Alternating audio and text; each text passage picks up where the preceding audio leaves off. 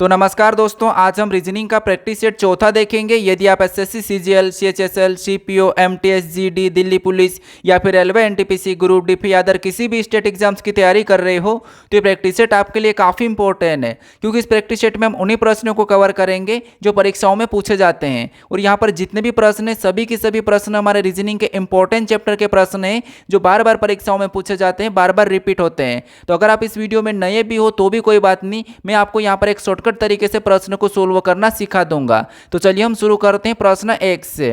हमें पहला प्रश्न दिया है। प्रश्न कह रहा है कि उस विकल्प का चयन करें जो तीसरे पद से उसी प्रकार संबंधित है जिस प्रकार दूसरा पद पहले पद से और छठा पद पांचवें पद से संबंधित है। यानी यहाँ पर जिस प्रकार से 4 का संबंध 125 से है और 11 का संबंध 1728 से है, उसी प्रकार 9 का संबंध किससे होगा यह हमें बताना है। ठीक है, तो यह हमारा नंबर एनालॉजी का प्रश्न है। तो सबसे पहले तो यहाँ पर हम ये पता करेंगे कि यहाँ पर 4 से 125 कैसे लिखा है और यहाँ पर 11 से 1728 कैसे लिखा, यह हम पता करेंगे। अब यही हम क्यों पता करेंगे, क्योंकि आपको पता है यहाँ पर जो प्रश्नवाचक चिन्ह है हमारे पास इस समूह में राइट में, यानी यहाँ पर इस संख्या से हमें ये वाली संख्या पता करना है। तो अब देखिए, सबसे पहले तो आपको पता है छोटी संख्या से जब भी हम बड़ी संख्या का पता करते हैं तो वहां पर हम क्या करते हैं, या तो वर्ग या घन करके देखते हैं। तो अगर हम यहाँ पर सबसे पहले 4 से 125 का पता करते हैं तो आप कहोगे अगर हम यहाँ पर 4 का घन करेंगे तो कितना होता है 64 और वर्ग करेंगे तो 16 होता है। लेकिन यहाँ पर क्या लिखा है 125 लिखा है। यानी अगर हम यहाँ पर 4 में 1 जोड़ देते हैं तो यहाँ पर कितने हो जाएंगे 5 हो जाएंगे। और 5 का जब हम घन करते हैं तो आपको पता है 5 का घन कितना होता है, तो 5 का घन होता है 125। कितना होता है 125 और 125 यहाँ पर लिखा है। तो हमें यहाँ पर लॉजिक क्या मिल रहा है कि 1 प्लस करके हमें उसका घन करना है। तो सेम तरीके से 11 से 1728 का भी पता करके देखते हैं। तो यहाँ पर क्या करेंगे, इसमें भी सेम तरीके से 1 प्लस कर देंगे। तो 11 में 1 प्लस करेंगे तो यहाँ पर कितना हो जाएंगे 12, और 12 को भी जैसे हमने यहाँ पर घन किया है तो यहाँ पर भी हम घन करेंगे। तो 12 का घन कितना होता है, तो आपको याद होगा 12 का घन होता है 1728 होता है, और 1728 भी यहाँ पर दिया है। तो हमें यहाँ पर लॉजिक क्या मिला है कि पहली संख्या में 1 प्लस करके हमें उसका घन करना है तो दूसरी संख्या में मिल जाएगी। तो 9 से हमें यहाँ पर संख्या बताना, तो हम क्या करेंगे सेम तरीके से बताएंगे। तो यहाँ पर क्या करेंगे, सबसे पहले तो हम 1 प्लस करेंगे। तो 9 में जब हम 1 प्लस करेंगे तो यहाँ पर कितने हो जाएंगे, तो यहाँ पर हमारे पास 10 हो जाएंगे। और सेम तरीके से जैसे हमने यहाँ पर क्या करा 1 प्लस करके घन किया, यहाँ पर भी 1 प्लस करके घन किया है, तो यहाँ पर भी हम इसका क्या करेंगे घन करेंगे। तो 10 का घन कितना होता है, तो आप कहोगे 10 का घन होता है 1000। तो जो 9 का संबंध किससे होगा, तो ये 1000 से होगा। तो ऑप्शन में देखिए 1000 कहाँ पर है, तो ऑप्शन नंबर ए में दिया है। तो ऑप्शन नंबर ए हमारा यहाँ पर सही जवाब हो जाएगा। ठीक है, तो सबसे पहले आपको यहाँ पर क्या करना है, पता करना है लॉजिक क्या लग रहा है, फिर उसके बाद आपको सेम तरीके से बताना है। अब चलिए हम बढ़ते हैं प्रश्न 2 पे। अब 2 नंबर का प्रश्न दिया है। प्रश्न में यहाँ पर कह रहा है कि निम्नलिखित में से कौन सी संख्या दी गई श्रृंखला में प्रश्न चिन्ह को प्रतिस्थापित करेगी।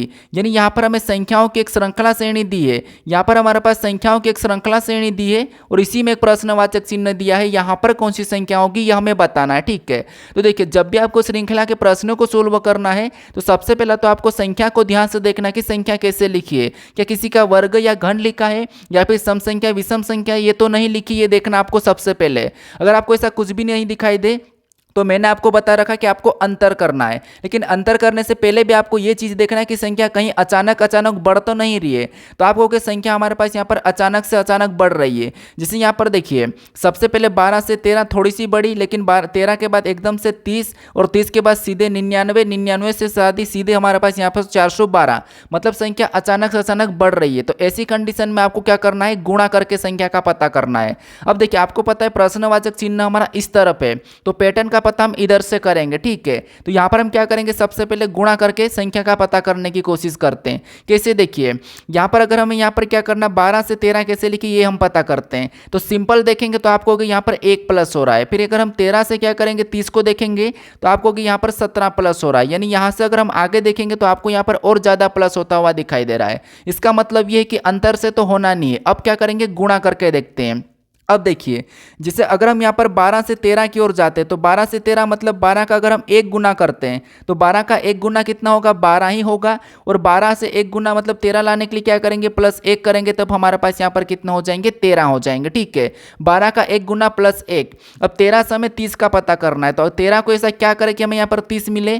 तो आप कहोगे अगर हम यहाँ पर 13 का 2 गुना करते हैं तो 13 का 2 गुना कितना होता है 26, और 26 में क्या करेंगे 30 हो जाएंगे। तो आप कहोगे 4 प्लस कर देंगे तो 30 30 हो जाएंगे। तो दूसरा क्या हुआ, 2 गुना प्लस 4। हम तीसरे का भी पता करके देखते हैं। अब यहाँ पर 30 से क्या करेंगे, 99 का पता करेंगे। तो 30 को ऐसा क्या करें कि 99 की ओर जाएंगे। तो आप कहोगे 30 का अगर हम यहाँ पर 3 गुना करते हैं तो 30 का 3 गुना 90 होता है, और 90 में 9 प्लस कर देंगे तो 99 हो जाएंगे। ठीक है, तो यहाँ पर आपको पैटर्न बनता हुआ दिखाई दे रहा है, 1 गुना 2 गुना 3 गुना। ठीक है, उसके बाद एक और संख्या का हम यहाँ पर पता करते हैं।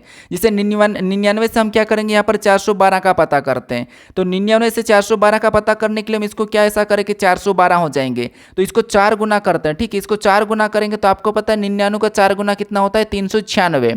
और 396 से हमें 412 बनाना है, तो हम क्या करेंगे, यहाँ पर 16 को प्लस करेंगे तब हमारे पास यहाँ पर 412 बन जाएंगे। तो हमें यहाँ पर पैटर्न क्या दिख रहा है, तो आप कहोगे पैटर्न हमें दिख रहा है 1 गुना 2 गुना 3 गुना 4 गुना, यानी गुना हो रहा है एकदम सीरियल नंबर। मतलब अगली संख्या लाने के लिए हमें यहाँ पर क्या करना होगा, पैटर्न के हिसाब से 5 गुना करना होगा। ठीक है, क्या करना होगा, तो हमें यहाँ पर 5 गुना करना होगा। जैसे यहाँ पर देखिए 1 गुना 2 गुना 3 गुना 4 गुना, तो अगला हमें यहाँ पर 5 गुना करना है। देखिए आपको थोड़ी सी भी गलती नहीं करना है। ये पैटर्न बहुत, ये प्रश्न बहुत अच्छा है, थोड़ा सा सीखना चाहिए। अब देखिए 5 गुना तो हम यहाँ पर कर लेंगे। अब 5 गुना करेंगे तो यहाँ पर 412 का 5 गुना कितना होगा, तो आप कहोगे 412 का 5 गुना 5 दूना 10, यानी यहाँ पर 2060 हो रहे। कितना हो रहे, 2060 हो रहे। ठीक है, अब हमें यहाँ पर क्या प्लस करना है, तो हम यहाँ पर पैटर्न को समझेंगे।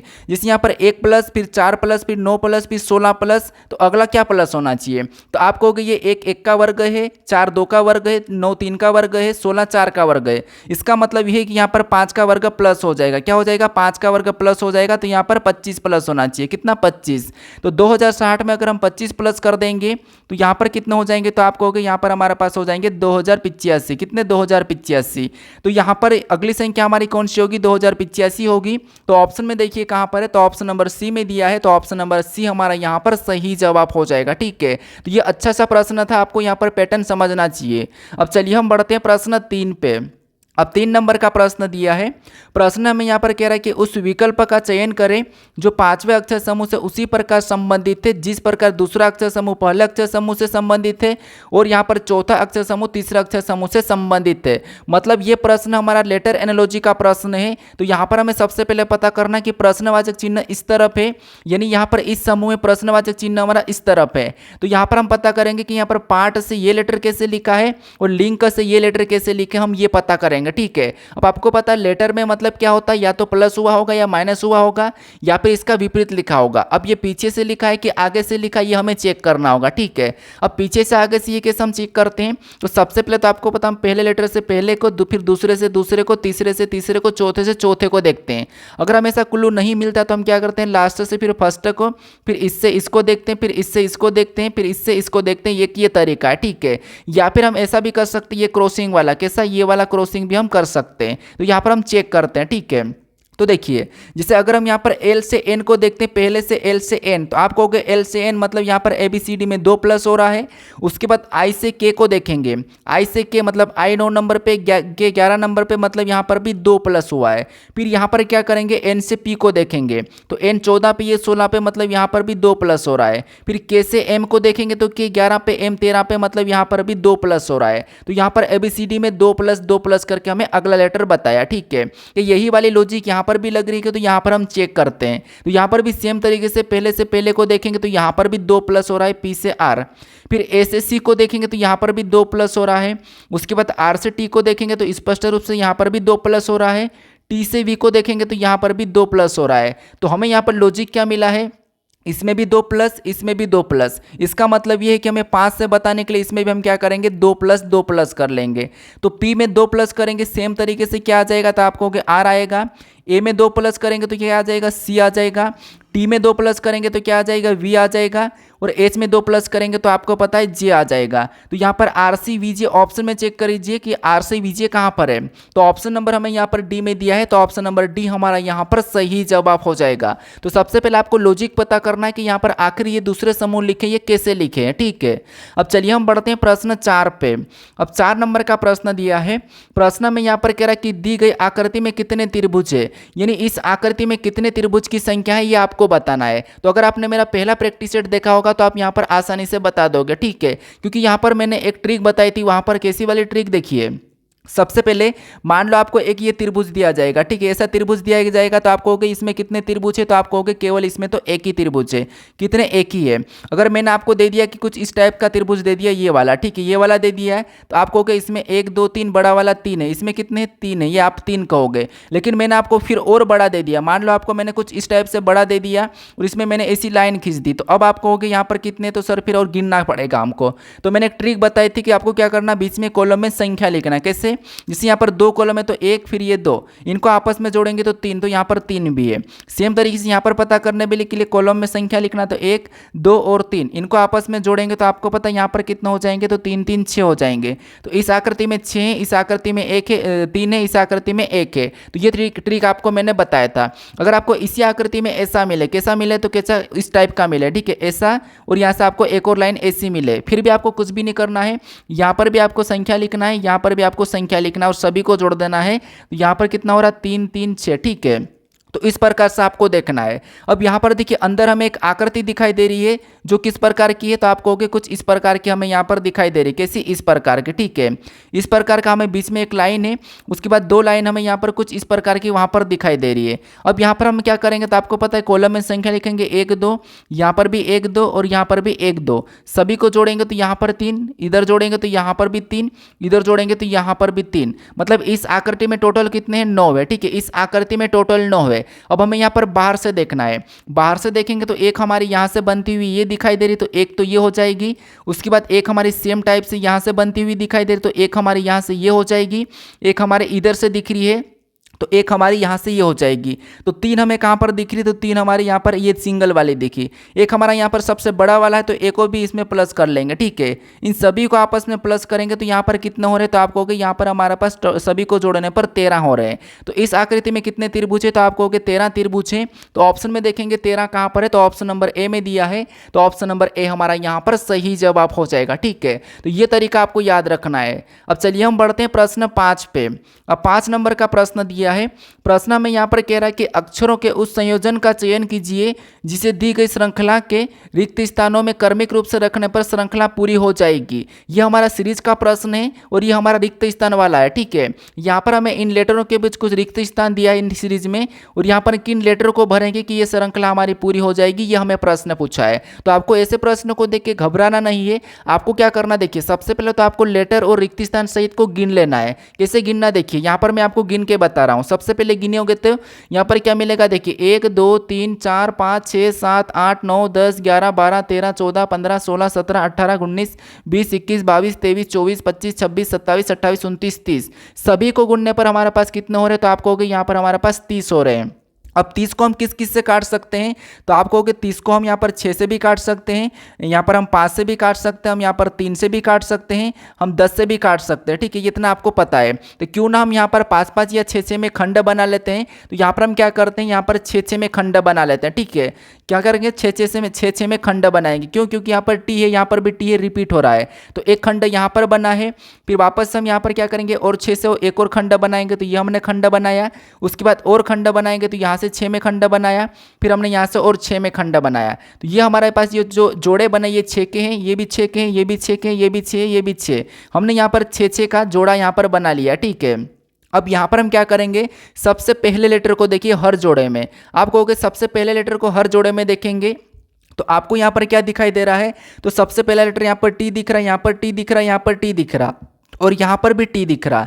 इसका मतलब ये है कि इसमें भी पहला लेटर टी होना चाहिए, ठीक है। तो हमने यहाँ पर क्या किया, पहला लेटर टी भर दिया। क्या भर दिया, तो आप कहोगे यहाँ पर हमने पहला लेटर टी भर लिया, तो हमने भी यहाँ पर इसके हिसाब से पहला टी भर दिया।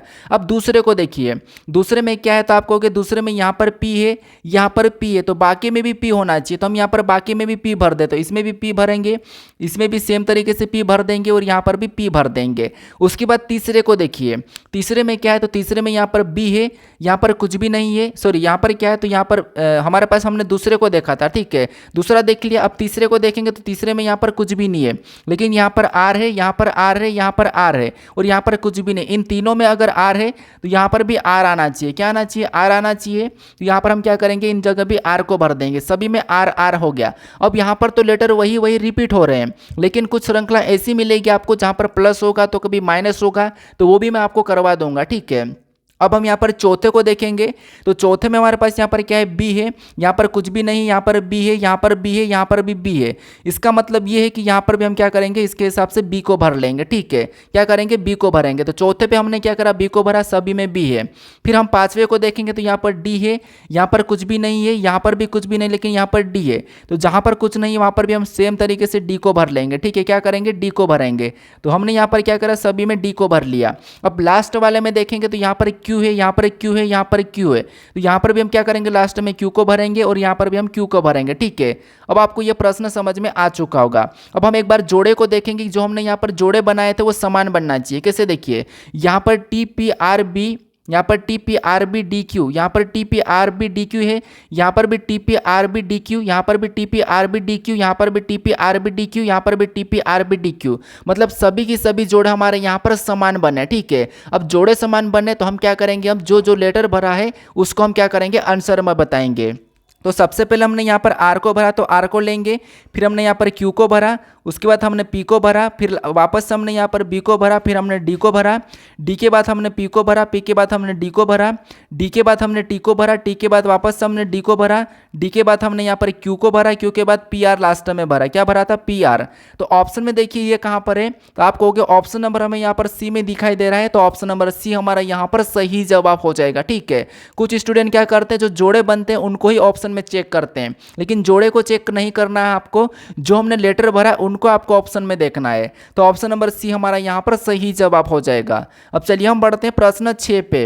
अब 6 नंबर का प्रश्न दिया है।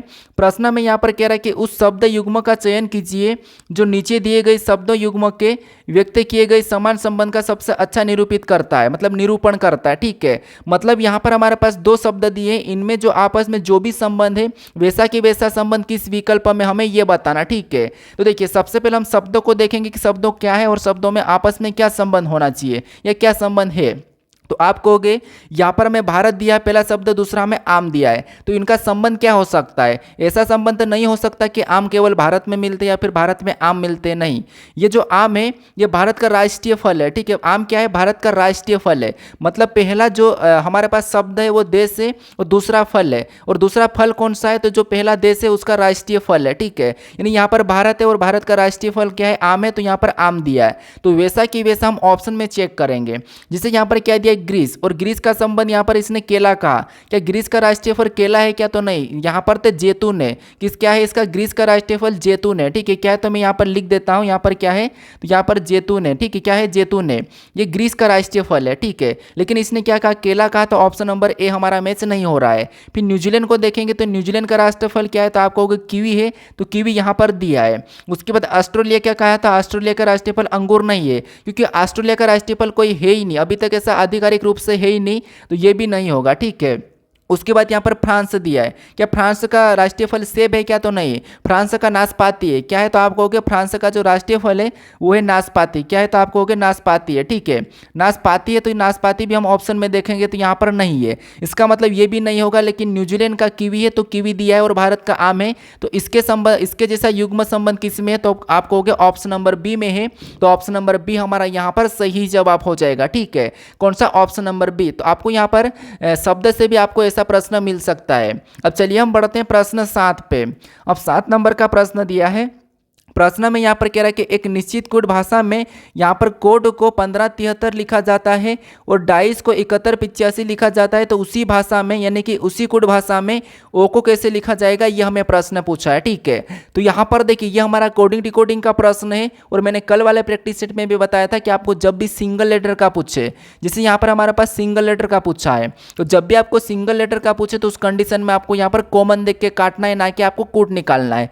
अब कॉमन देख के कैसे काटना है, तो यहाँ पर देखिए सबसे पहले हम यहाँ पर लिखेंगे कि जैसे इसने क्या कहा कि यहाँ पर कोड का, ठीक है, यहाँ पर कोड का कोड क्या है, तो आप कहोगे कोड का कोड हमें क्या दिया है, तो कोड का कोड हमें यहाँ पर बराबर में लिखेंगे। ठीक है, यानी यहाँ पर कोड का कोड क्या दिया है, 15, यहाँ पर 1573 दिया है, क्या दिया है, 1573। और यहाँ पर डाइस का कोड क्या दिया है, तो डाइस का कोड हमारे पास दिया है 7185, तो इसको भी हम क्या करेंगे, यहाँ पर लिख लेंगे। यहाँ पर क्या दिया है, 7185 दिया है। ठीक है, तो ये हमने लिखा। हमें यहाँ पर किसका पूछा, तो यहाँ पर हमें ओ का पूछा। अब हम क्या करेंगे, यहाँ पर कॉमन देख के काटेंगे, ना कि हम यहाँ पर इनको संख्या में बदलेंगे। ठीक है, संख्या में बदलने का भी तरीका बता रखा हूँ, कब कब कब बदलना वो बता रखा हूँ। अब यहाँ पर हम क्या करेंगे, इन दोनों में कॉमन देखेंगे, सेम टाइम में आपको यहाँ पर भी देखना है। तो इन दोनों में अगर हम कॉमन देखेंगे तो हमें यहाँ पर डी कॉमन दिख रहा है, दे रहा है, तो डी को काटेंगे। आप किसी को भी पहले काट सकते, जरूरी नहीं कि मैंने डी को काटा, आप चाहो तो यहाँ पर ई को भी पहले काट सकते हो। ठीक है, उसके बाद यहाँ पर हमें 7 दिखा तो हम 7 को काटेंगे। उसके बाद यहाँ पर हम क्या करेंगे, उसके बाद यहाँ पर आई कॉमन दिख रहा नहीं दिख रहा, ई कॉमन दिख रहा तो ई को काट देंगे। क्या करेंगे, ई को काट देंगे। ठीक है, ई को काटेंगे। इधर से हमें एक कॉमन दिखा तो एक को काटेंगे। उसके बाद हमें यहाँ पर सी कॉमन दिख रहा तो हम सी को काटेंगे। इधर से हमें 5 कॉमन दिख रहा तो हम 5 को काटेंगे। अब हमारे पास यहाँ पर एक लेटर एक संख्या बच गई है। ठीक है, तो जो बच गए उनको आमने सामने करना। इधर ओ बचा, इधर 3 बचा है, इधर आई बचा, इधर 8 बचा है। तो हमें यहाँ पर किसका पूछा है, ओ का पूछा है। तो जो बचा उसके सामने हो जाएगा, तो ओ का 3 हो जाएगा। और आई का पूछा जाता तो आई का क्या हो जाएगा, तो आई का हमारे पास 8 बचा तो 8 हो जाएगा। तो हमें यहाँ पर ओ का पूछा है, तो ओ का क्या निकला है, 3 निकला है। तो ऑप्शन में देखेंगे 3 कहाँ पर है, तो ऑप्शन नंबर डी में दिया है, तो ऑप्शन नंबर डी हमारा यहाँ पर सही जवाब हो जाएगा। ठीक है, तो सिंगल लेटर का जब भी आपको प्रश्न पूछे तो आपको इस तरह से प्रश्न को सोल्व करना। चाहो तो आप एसएससी के 2024 के पेपर उठा के सोल्व कर लो, वहाँ पर आपको ऐसे प्रश्न हर शिफ्ट में देखने को मिलेंगे। अब चलिए हम बढ़ते हैं प्रश्न 8 पे। अब 8 नंबर का प्रश्न दिया है। प्रश्न में यहाँ पर कह रहा है कि एक कुड भाषा में ही इज माई, यहाँ पर नेफे को यहाँ पर COPVZSMN के रूप में कुड बंद किया जाता है। देट इज माई कार को यहाँ पर ZSPTPVGA के रूप में कुड बंद किया जाता है। ही इज यूअर अंकल को यहाँ पर COPVEX उसके बाद ZYZ के रूप में कुड बंद किया जाता है। तो इस कुड भाषा में नेफ्यू को किस प्रकार कुड किया जाएगा, ये हमें प्रश्न पूछ रहा है। मतलब नेफ्यू के लिए क्या कुड होगा ये हमें बताना है। ठीक है, तो देखिए ये भी मैंने आपको बताया था कि आपको क्या करना है, ऐसा आपको ज़्यादा कुड वाला मिले तो आपको यहाँ पर कुछ भी नहीं करना, यहाँ पर भी आपको लिखकर कॉमन देख के काटना है। कैसे काटना, देखिए सबसे पहले तो आपको पता है कि जैसे मैं आपको यहाँ पर लाइन कर रहा हूँ कलर से, जैसे सबसे पहले आप इसे लिखोगे। ठीक है, इसे लिखोगे इतने से, और इसके सामने कोड क्या है तो उसको सामने लिख लोगे। जैसे इसका कोड क्या है तो आप कहोगे COPVZSMN इनका कोड है। ठीक है, तो ये आप बराबर करके लिखोगे। कैसे, देखिए मैं यहाँ पर अंडरलाइन कर देता हूँ। उसके बाद यहाँ पर देट इज माई कार, तो इसको लिखोगे जस्ट इसके नीचे। ठीक है, और उसके सामने किसको लिखोगे, तो उसके सामने इनके कोड को लिखोगे, यहाँ पर ये वाले कोड। फिर उसके बाद और हमें यहाँ पर तीसरा एग्जांपल दे रखा है, तो तीसरे को भी उसके जस्ट नीचे ही लिखेंगे, और उसके सामने हमें क्या करना है, इनके कोड को लिखना है। ठीक है, और कैसा करके लिखना, तो आपको ऐसा बराबर करके लिखना। जैसे यहाँ पर बराबर करूँगा, यहाँ पर बराबर कर दूंगा, यहाँ पर ये सीधे आपको लिखना है। अब हमें यहाँ पर पूछा किसका है, तो आप कहोगे पूछा हमें यहाँ पर किसका है, तो हमें यहाँ पर नेफ्यू का पूछा है। ठीक है, तो यहाँ पर क्या करेंगे, सबसे पहले तो हम यहाँ पर जो इनका है इनको कॉमन देखेंगे और सेम टाइम में इनको काटेंगे। तो कॉमन देख के काटिए। अगर यहाँ पर हम कॉमन देखते हैं तो हमें यहाँ पर कॉमन क्या दिखाई दे रहा है, तो हमें यहाँ पर इच कॉमन दिखाई दे रहा है, तो इच को काटेंगे। इधर से हमें ZS कॉमन दिखाई दे रहा है तो ZS को काट देंगे। इधर से हमें यहाँ पर माई कॉमन दिखाई दे रहा है तो माई को काटेंगे। इधर से हमें PV कॉमन दिखाई दे रहा है तो हम यहाँ पर PV को काट देंगे। ठीक है, और हमें कॉमन दिख रहा है तो यहाँ पर अभी नहीं दिख रहा है। अगर हम यहाँ पर इसमें और इसमें देखते हैं तो हमें और कॉमन क्या दिख रहा, तो आपको यहाँ पर ही हमें कॉमन दिख रहा तो ही को काटेंगे। इधर से दोनों में CO कॉमन दिखा तो हम CO को काटेंगे। जिसमें हम यहाँ पर काट रहे हैं उसी में आपको इधर भी काटना है। ठीक है, उसके बाद हमें और क्या कॉमन दिख रहा है, तो और हमें यहाँ पर क्या कॉमन दिख रहा है, तो आप कहोगे अभी हमें यहाँ पर कॉमन ऐसा कुछ दिख नहीं रहा। ठीक है, डेट भी नहीं है, कार भी कॉमन नहीं है, उसके बाद यहाँ पर नेफ्यू भी कॉमन नहीं है। अब यहाँ पर हमारे पास एक चीज़ बच गई है। क्या बची है, यहाँ पर ही भी कट गया है, इज भी कट गया, माई भी कट गया, लेकिन यहाँ पर नेफी बची है। इधर MN बची, तो जो बचा उसका अपने सामने कोट हो जाएगा। ये मैंने अभी पहले प्रश्न में भी बताया। ठीक है, तो यहाँ पर नेफी क्या क्या हो जाएगा, MN हो जाएगा। हमें यहाँ पर नेफी का पूछा तो नेफी का क्या हो जाएगा, MN हो जाएगा। तो ऑप्शन में देखिए MN कहाँ पर है, तो ऑप्शन नंबर हमें यहाँ पर देखिए B में दिया है, तो ऑप्शन नंबर B हमारा यहाँ पर सही जवाब हो जाएगा। ठीक है, मान लो अगर आपको यहाँ पर कार का पूछा जाता तो कार का आप इधर से या तो कार का PT हो जाएगा या फिर यहाँ पर कार का GA हो जाएगा। ठीक है, तो ऐसा आपको इस प्रकार से ऐसे प्रश्नों को सोल्व करना। इसमें संख्या भी होती है तो संख्या वाला भी मैं आपको बता दूंगा। अब चलिए हम बढ़ते हैं प्रश्न 9 पे। अब 9 नंबर का प्रश्न दिया है। प्रश्न यहाँ पर कह रहा है कि विषम या असंगत या भिन्न का चयन कर रहे हैं, यानी यहाँ पर हमारे पास 4 विकल्प दिए हैं। ठीक है, इनमें से 3 किसी न किसी प्रकार के समान है लेकिन एक अलग है, उसका हमें यहाँ पर चयन करना है। यानी चाहे आपको प्रश्न में विषम कहे या फिर असंगत कहे या फिर भिन्न कहे, बात एक ही है। ठीक है, तो यहाँ पर देखिए हमें यहाँ पर क्या करना है कि 3 एक जैसे हैं, एक अलग है, उसका बताना। तो मैंने आपको लेटर वाले में कैसे बताना है, शब्दों वालों में कैसे बताना है वो बता दिया था। आज मैं आपको यहाँ पर संख्या वाला बता रहा हूँ, ठीक है। 3 टाइप के प्रश्न बनते हैं इसके, लेटर, संख्या, शब्द। अब देखिए यहाँ पर हम देखेंगे संख्या को सबसे पहले तो ध्यान से देखेंगे। तो संख्या को अगर हम यहाँ पर ध्यान से देखते हैं तो यहाँ पर 216 दिया है। अगर आपको यहाँ पर कभी घन याद होगा तो 216 किसका घन है, ये हमारा 6 का घन है। किसका है, 6 का घन है, ठीक है। उसके बाद यहाँ पर 159 को देखेंगे तो ये किसी का घन नहीं है। फिर 12 यहाँ पर देखिए 512 को देखेंगे तो ये किसका घन है, तो ये हमारा 8 का घन है। किसका, 8 का। 343 को देखेंगे तो ये किसका घन है, तो ये हमारा 7 का घन है, ठीक है। किसका, 7 का घन है। अब यहाँ पर संख्या को अगर हम देखेंगे तो आपको पता एक हमें यहाँ पर अलग दिख रहा, कौन, ये जो 159 है, ये ना तो किसी का वर्ग है और ना ही किसी का घन है, बस सिंपल संख्या है, ठीक है। ना तो किसका वर्ग है ना ही घन है। जो बाकी संख्या लिखी है सारी की सारी क्या है, तो आपको सारी की सारी ये संख्या घन है। क्या है, घन है, ठीक है। लेकिन ये एक नहीं, तो यही वाला हमारा भिन्न होगा, विषम होगा, असंगत होगा। तो ऑप्शन नंबर बी हमारा यहाँ पर सही जवाब हो जाएगा, ठीक है। कौन सा, ऑप्शन नंबर बी। यहाँ पर संख्या बहुत बड़ी भी होती है, 4-5 संख्या की होती है, तो वो भी मैं आपको बता दूंगा कि बड़ी संख्या हो तो आपको कैसे चेक करना। अब चलिए हम बढ़ते हैं प्रश्न 10 पे। अब 10 नंबर का प्रश्न दिया है। प्रश्न में यहाँ पर क्या कह रहा है, प्रश्न हमारा रक्त संबंध का प्रश्न है। प्रश्न कह रहा है कि एफ जी का पति है, जी एच की माता है, एच आई का पति है, आई जे की माता है, एफ जे से कैसे संबंधित है ये हमें बताना, ठीक है। तो आपको पता है मैंने ब्लड रिलेशन के प्रश्नों को कैसे सोल्व करना मैंने शॉर्टकट तरीका बता दिया था इससे पहले वाले प्रैक्टिस सेट में, पहले वाले में। तो आप उसे अगर नहीं देखे हो तो देख लेना, ठीक है। अब देखिए यहाँ पर हम क्या करेंगे, अगर आपको देखिए एसएससी में अगर आपको पीवाईक्यूज लगाना है तो मैंने एसएससी के नाम से, रीजनिंग एसएससी के नाम से प्लेलिस्ट बना रखी है। वहाँ से जाकर आप जितने भी प्रीवियस ईयर क्वेश्चन जो पूछे गए थे वहाँ से आप लगा सकते हो। वहाँ पर मैंने एक एक वीडियो में एक ही शिफ्ट में जो प्रश्न पूछे गए हैं उनको बताया हूँ, ठीक है। अब यहाँ पर देखिए सबसे पहले आपको पता है यहाँ पर हम थोड़ा थोड़ा प्रश्नों को पढ़ेंगे। कैसे, देखिए जैसे यहाँ पर कह रहा है कि एफ जी का पति है। एफ कौन है, तो एफ जी का पति है। तो यहाँ पर हम बनाएंगे कि एफ है, ये किसका पति है, तो ये जी का पति है। तो यहाँ पर हम पति पत्नी के रूप में बनाएंगे, तो एफ जी का पति है, तो ये पति हो जाएगा और ये पत्नी हो जाएगी, ठीक है। यहाँ तक ठीक है, इतना क्लियर होगा कि एफ का मतलब पति, पति का मतलब यानी कि सॉरी जो मैंने प्लस लगाया इसका मतलब पुरुष होगा और जो माइनस लगा रहा है वो महिला हो जाएगी, ठीक है। तो यहाँ पर एफ जी का पति है, तो एफ जो जी का पति है तो ये पति पत्नी है, मैंने यहाँ पर बराबर दर्शाया, ठीक है। उसके बाद आगे पढ़िए, आगे क्या करा कि जी एच की माता है, जी जो एच की माता है, तो जी एच की माता है, तो एच की माता है, तो एच की माता है, तो एच को कहाँ पर लिखेंगे, नीचे लिखेंगे। क्यों नीचे लिखेंगे, क्योंकि ये छोटी जनरेशन का है, इससे छोटा है, क्योंकि ये इसकी माता है, ठीक है। जी जो एच की माता है तो यहाँ पर हमने एच को नीचे लिखा। अब एच इनका लड़का या लड़की अभी हमें ये कहा नहीं है, ठीक है। अब आगे पढ़िए, आगे क्या कह रहा है कि एच आई का पति है। एच जो आई का पति है यानी इसका भी एच जो आई का पति है, तो यहाँ पर हम क्या करेंगे, बराबर में लिखेंगे और आई का पति कौन हो जाएगा, एच, और यहाँ पर आई इसकी पत्नी हो जाएगी। ये इसका पति है तो ये फिर ऑटोमेटिक पत्नी हो जाएगी। अब ये कौन है, तो मैंने प्लस लगा दिया है, पति है इसका, मतलब ये पुरुष है, और पुरुष है तो इसका कौन है, तो इसका बेटा है जी का, ठीक है। यहाँ तक क्लियर होगा।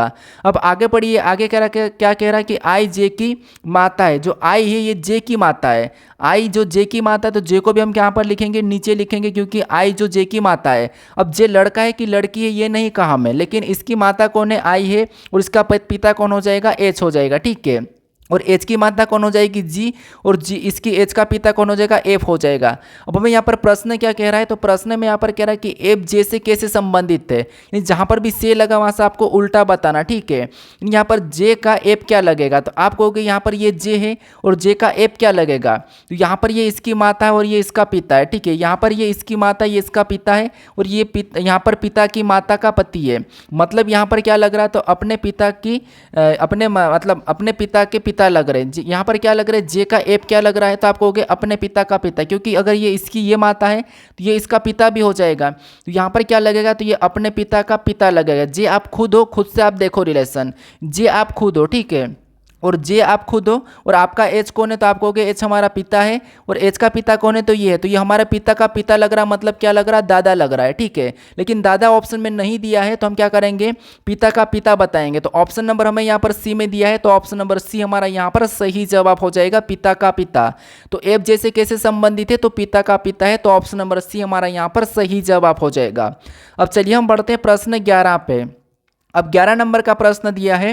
प्रश्न हमें यहाँ पर कह रहा है कि कितने आयतों की संख्या है, यानी इस आकृति में आयतों की संख्या कितनी हमें ये बताना। ठीक है, अब यहाँ पर भी आपको पता हम आयत कैसे गिनते हैं, एक एक गिनते हैं, दो दो गिनते हैं, तीन तीन गिनते हैं, चार चार गिनते हैं, लेकिन आपको ऐसा नहीं गिनना है। ऐसे गिनेंगे तो आपका टाइम वेस्ट हो जाएगा। ठीक है, यानी कि काफ़ी ज़्यादा समय लगेगा। उसके बाद समय के साथ साथ आपका प्रश्न गलत भी हो सकता है, गिनने में गलती हो भी जाती है। तो कैसे गिनना देखिए, सबसे पहले आपको यहाँ पर क्या करना है, ऐसी आकृति मिले तो आपको कॉलम में संख्या लिखना। जैसे मैंने कॉलम में कैसे संख्या लिखना ये तरीका वैसे मैंने आपको बता रखा। जैसे हम त्रिभुज में लिखते हैं, वर्ग काउंट कैसे करना मैंने वर्ग सिखा चुका हूँ दूसरे प्रैक्टिस सेट में, तो वहाँ पर आप वर्ग का देख लीजिए। क्या करना, हमें यहाँ पर कॉलम में संख्या लिखना है। तो कॉलम में संख्या लिखने, जैसे ये हमारे पास पहला कॉलम है तो यहाँ पर हम 1 लिखेंगे, ये हमारा दूसरा कॉलम है तो 2 लिखेंगे, ये हमारा तीसरा कॉलम है तो 3 लिखेंगे, ये हमारा चौथा कॉलम है तो 4 लिखेंगे। सेम तरीके से ऊपर से भी आपको लिखना है। जैसे ये हमारा पहला कॉलम है तो 1 लिखेंगे, ये हमारा दूसरा, ये हमारा तीसरा। ठीक है, ऐसा लिखने के बाद फिर आपको क्या करना है, अगर यहाँ पर वर्ग बताना होता तो हम क्या करते हैं, लास्ट से लास्ट वाले के साथ गुणा कर लेते हैं, लेकिन यहाँ पर आयत वाला है तो वर्ग बताने के लिए लास्ट से लास्ट वाले के साथ गुणा करना ये मैंने आपको बता दिया है, लेकिन यहाँ पर आयत बताना है। तो आयत में आपको यहाँ पर क्या करना है, सभी को जोड़ लेना। जैसे इधर वाली सभी को जोड़ेंगे तो आप कहोगे इधर सभी को जोड़ेंगे तो यहाँ पर कितने हो जाएंगे, तो यहाँ पर हमारे पास 10 हो जाएंगे। कितने हो जाएंगे, 10। और इधर भी सभी को जोड़ेंगे तो यहाँ पर कितने हो जाएंगे, यहाँ पर हमारे पास 6 हो जाएंगे। ठीक है, अब सभी को जोड़ने पर जो संख्या है उसको क्या करना, आपस में गुणा कर देना, 10 गुणे 6। ठीक है, इधर 6 आया था, इधर 10 आएगा, तो इनको आपस में गुणा कर देना। तो यहाँ पर कितने हो रहे, 60 हो रहे हैं। तो इस आकृति में कितने आयत की संख्या है, 60 है। कितनी है, 60 है। तो ऑप्शन नंबर ए हमारा यहाँ पर सही जवाब हो जाएगा। ठीक है, लेकिन आपको इसी आकृति में मान लो वर्ग बताने का पूछा जाता तो मैंने आपको तरीका बता रखा, लेकिन एक बार और बता देता हूं, वर्ग कैसे बताओगे। ये तो हमने आयत बताया, आयत में क्या करना, सभी को जोड़ना है। ठीक है, लेकिन वर्ग में भी आपको क्या करना है, ऐसा कॉलम में संख्या तो लिखना है, लेकिन अभी सभी को नहीं जोड़ना है। आपको वर्ग में क्या करना, लास्ट से लास्ट वाले के साथ गुणा करना। जैसे इसके साथ इसका गुणा करेंगे तो 3 चौके 12, उसके बाद यहाँ पर इसका गुणा इससे करेंगे तो यहाँ पर 3 दूना 6, इसका गुणा इससे करेंगे तो 2 एकम 2, इसका गुणा किसके साथ करेंगे तो ये बच गया है तो इसे छोड़ दो, जो बच जाता है उसके छोड़ दो। हमें बस लास्ट से लास्ट वाले के साथ गुणा करते हुए आना है। ऐसा करने के बाद जो संख्या आती है उनको आपस में जोड़ देना है। तो 12 8 यहाँ पर 20 हो जाएंगे। कितने हो जाएंगे, यहाँ पर 20 हो जाएंगे। तो इस आकृति में वर्ग की संख्या कितनी है, 20 है, लेकिन आयत की कितनी है, आयत की 60 है। तो ऑप्शन नंबर ए हमारा यहाँ पर सही जवाब हो जाएगा। तो आपको यहाँ पर याद रखना कि हमें प्रश्न पूछ क्या रहा है। ठीक है, तो दोनों यहाँ पर आपका कंसेप्ट क्लियर हो गया होगा। आयत या वर्ग पूछे हम बता देंगे। अब चलिए हम बढ़ते हैं प्रश्न 12 पे। अब 12 नंबर का प्रश्न दिया है। प्रश्न में यहाँ पर कह रहा है कि कितने पिछड़े लोग शिक्षित नहीं है। मतलब हमें यहाँ पर इस आकृति का अध्ययन करना है और हमें यहाँ पर बताना है कि कितने पिछड़े लोग शिक्षित नहीं है। तो पिछड़े लोग कैसे यहाँ पर अध्ययन कैसे करेंगे, सबसे पहले वो समझिए। जैसे यहाँ पर हमारे पास ये जो गोल वाला है, इस आकृति का मतलब इसने कहा कि नियोजित लोग है, और ये वाला जो है हमारे पास है इसका मतलब क्या है कि जो छोटा वाला इसमें पिछड़े लोग है। मतलब यहाँ पर जितने भी छोटे वाले में वो सभी के सभी पिछड़े लोग हो जाएंगे। ठीक है, क्या हो जाएंगे, पिछड़े लोग।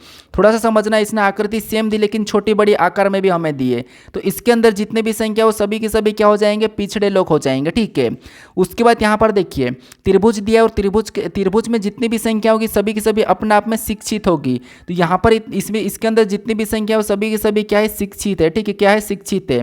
उसके बाद हमें यहाँ पर एक और दिया है, वो क्या है, बड़ा वाला। इसका मतलब क्या है, तो ये नियोजित है। ठीक है, तो यहाँ पर इसके अंदर जितनी भी संख्या वो सभी की सभी क्या हो जाएगी, नियोजित हो जाएगी। क्या हो जाएगी, नियोजित लोग हो जाएंगे।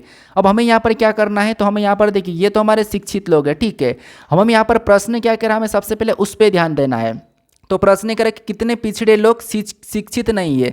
मतलब कितने पिछड़े लोग जो शिक्षित नहीं है, हमें ये कहा है। तो कितने पिछड़े लोग जो शिक्षित नहीं है, तो आप कहोगे हमें यहाँ पर नियोजित का कहा ही नहीं। अब शिक्षित लोग कौन कौन से, तो शिक्षित वाला डायग्राम कौन सा है, तो त्रिभुज वाला है। ठीक है, कौन सा है, त्रिभुज वाला है। अब हमें बताना है कि कितने लोग हैं। अब यहाँ पर देखिए कितने पिछड़े लोग जो शिक्षित नहीं है कह रहा है। तो पिछड़े लोग कौन से, ये वाला पिछड़ा लोग वाला है। ठीक है, अब इसने कहा कि शिक्षित नहीं है, तो शिक्षित नहीं है कह दिया। तो शिक्षित के अंदर जितने भी लोग होंगे उसको हम क्या करेंगे, हटा देंगे। तो ये शिक्षित के अंदर है अपने आप में, तो हटा देंगे। ये भी अब देखिए ये हमारे पास यहाँ पर पिछड़े लोग में तो 11 है, लेकिन ये शिक्षित के अंदर है तो इसको भी हटा देंगे। हम 3 को भी हटा देंगे, 6 को भी हटा देंगे। ठीक है, इनको लेना ही नहीं क्योंकि इसने कहा कि शिक्षित नहीं है।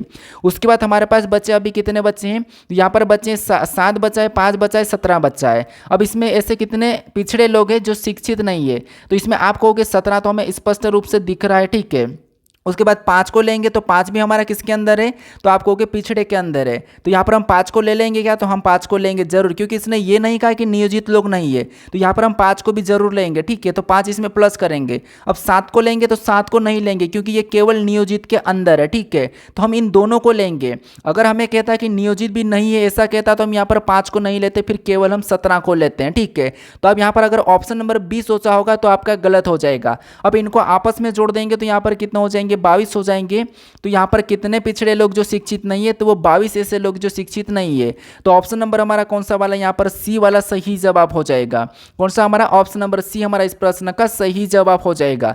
जिन्होंने अगर 17 लगाया होगा तो आपका गलत होगा, क्योंकि हमें ये थोड़ी ना कहा कि नियोजित नहीं है। ठीक है, यहाँ पर ये थोड़ी ना कहा कि केवल हमें यहाँ पर पिछड़े लोग ही बताना। अगर केवल कहता तो हम 17 लगाते हैं, लेकिन इसने कहा कि जो शिक्षित नहीं, बस शिक्षित नहीं होना चाहिए। तो ठीक है, हमने यहाँ पर शिक्षित वाले को हटा के बाकी इनको ले लिया। ठीक है, तो ऑप्शन नंबर सी हमारा यहाँ पर सही जवाब हो जाएगा। अब चलिए हम बढ़ते हैं प्रश्न 13 पे। अब 13 नंबर का प्रश्न दिया है। प्रश्न में यहाँ पर क्या कह रहा है, प्रश्न कह रहा है कि एक निश्चित कोड भाषा में DKQX को WPJC लिखा जाता है, उसी भाषा में AFKP कैसे लिखा जाएगा, यह हमें प्रश्न पूछा है। ठीक है, तो यहाँ पर हम क्या करेंगे, आपको पता है कोडिंग डिकोडिंग का प्रश्न है, तो हमें यहाँ पर सबसे पहले लेटर का कोड लेटर दिया है। यहाँ पर लेटर का कोड हमें लेटर दिया, तो हमें यहाँ पर लेटर का कोड लेटर में ही पता करके क्या करना है, फिर हमें सेम तरीके से बताना है। तो सबसे पहले तो यहाँ पर हम पहले से पहले को देखेंगे।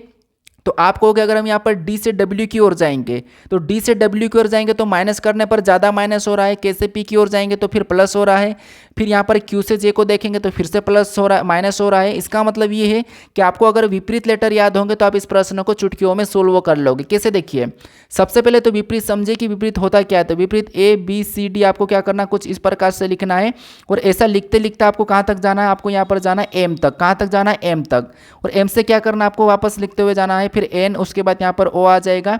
ऐसे लिखते लिखते आपको इधर आना है। ठीक है, तो यहाँ पर मैंने जेड लिखा, फिर ये वाई हो जाएगा, फिर ये एक्स हो जाएगा, ये डी हो जाएगा। ठीक है, ऐसे लिखना आपको ये ABCD। ठीक है, तो इनके आमने सामने जितने भी लेटर हो जाएंगे, जो इनके आमने सामने, जैसे इसके सामने, ये इसके सामने, ये इसके सामने, इसके सामने, ऐसे जो भी आमने सामने वो सभी के सभी एक दूसरे के विपरीत हो जाएंगे। ठीक है, अब हमें यहाँ पर देखिए, आपको पता है यहाँ पर डी का क्या लिखा है, तो यहाँ पर डी से डब्ल्यू लिखा, मतलब डी का डब्ल्यू यहाँ पर क्या है, तो आप कहोगे यहाँ पर डी का डब्ल्यू का है, तो हमारे पास डी का डब्ल्यू हमारे पास यहाँ पर विपरीत लेटर है और इसने विपरीत लिखा है। यहाँ पर के का क्या लिखा है, तो के का पी है, और के का भी यहाँ पर विपरीत पी निकलेगा। उसके बाद क्यू का क्या लिखा है, तो क्यू का यहाँ पर जे लिखा है, तो क्यू का भी जे विपरीत है।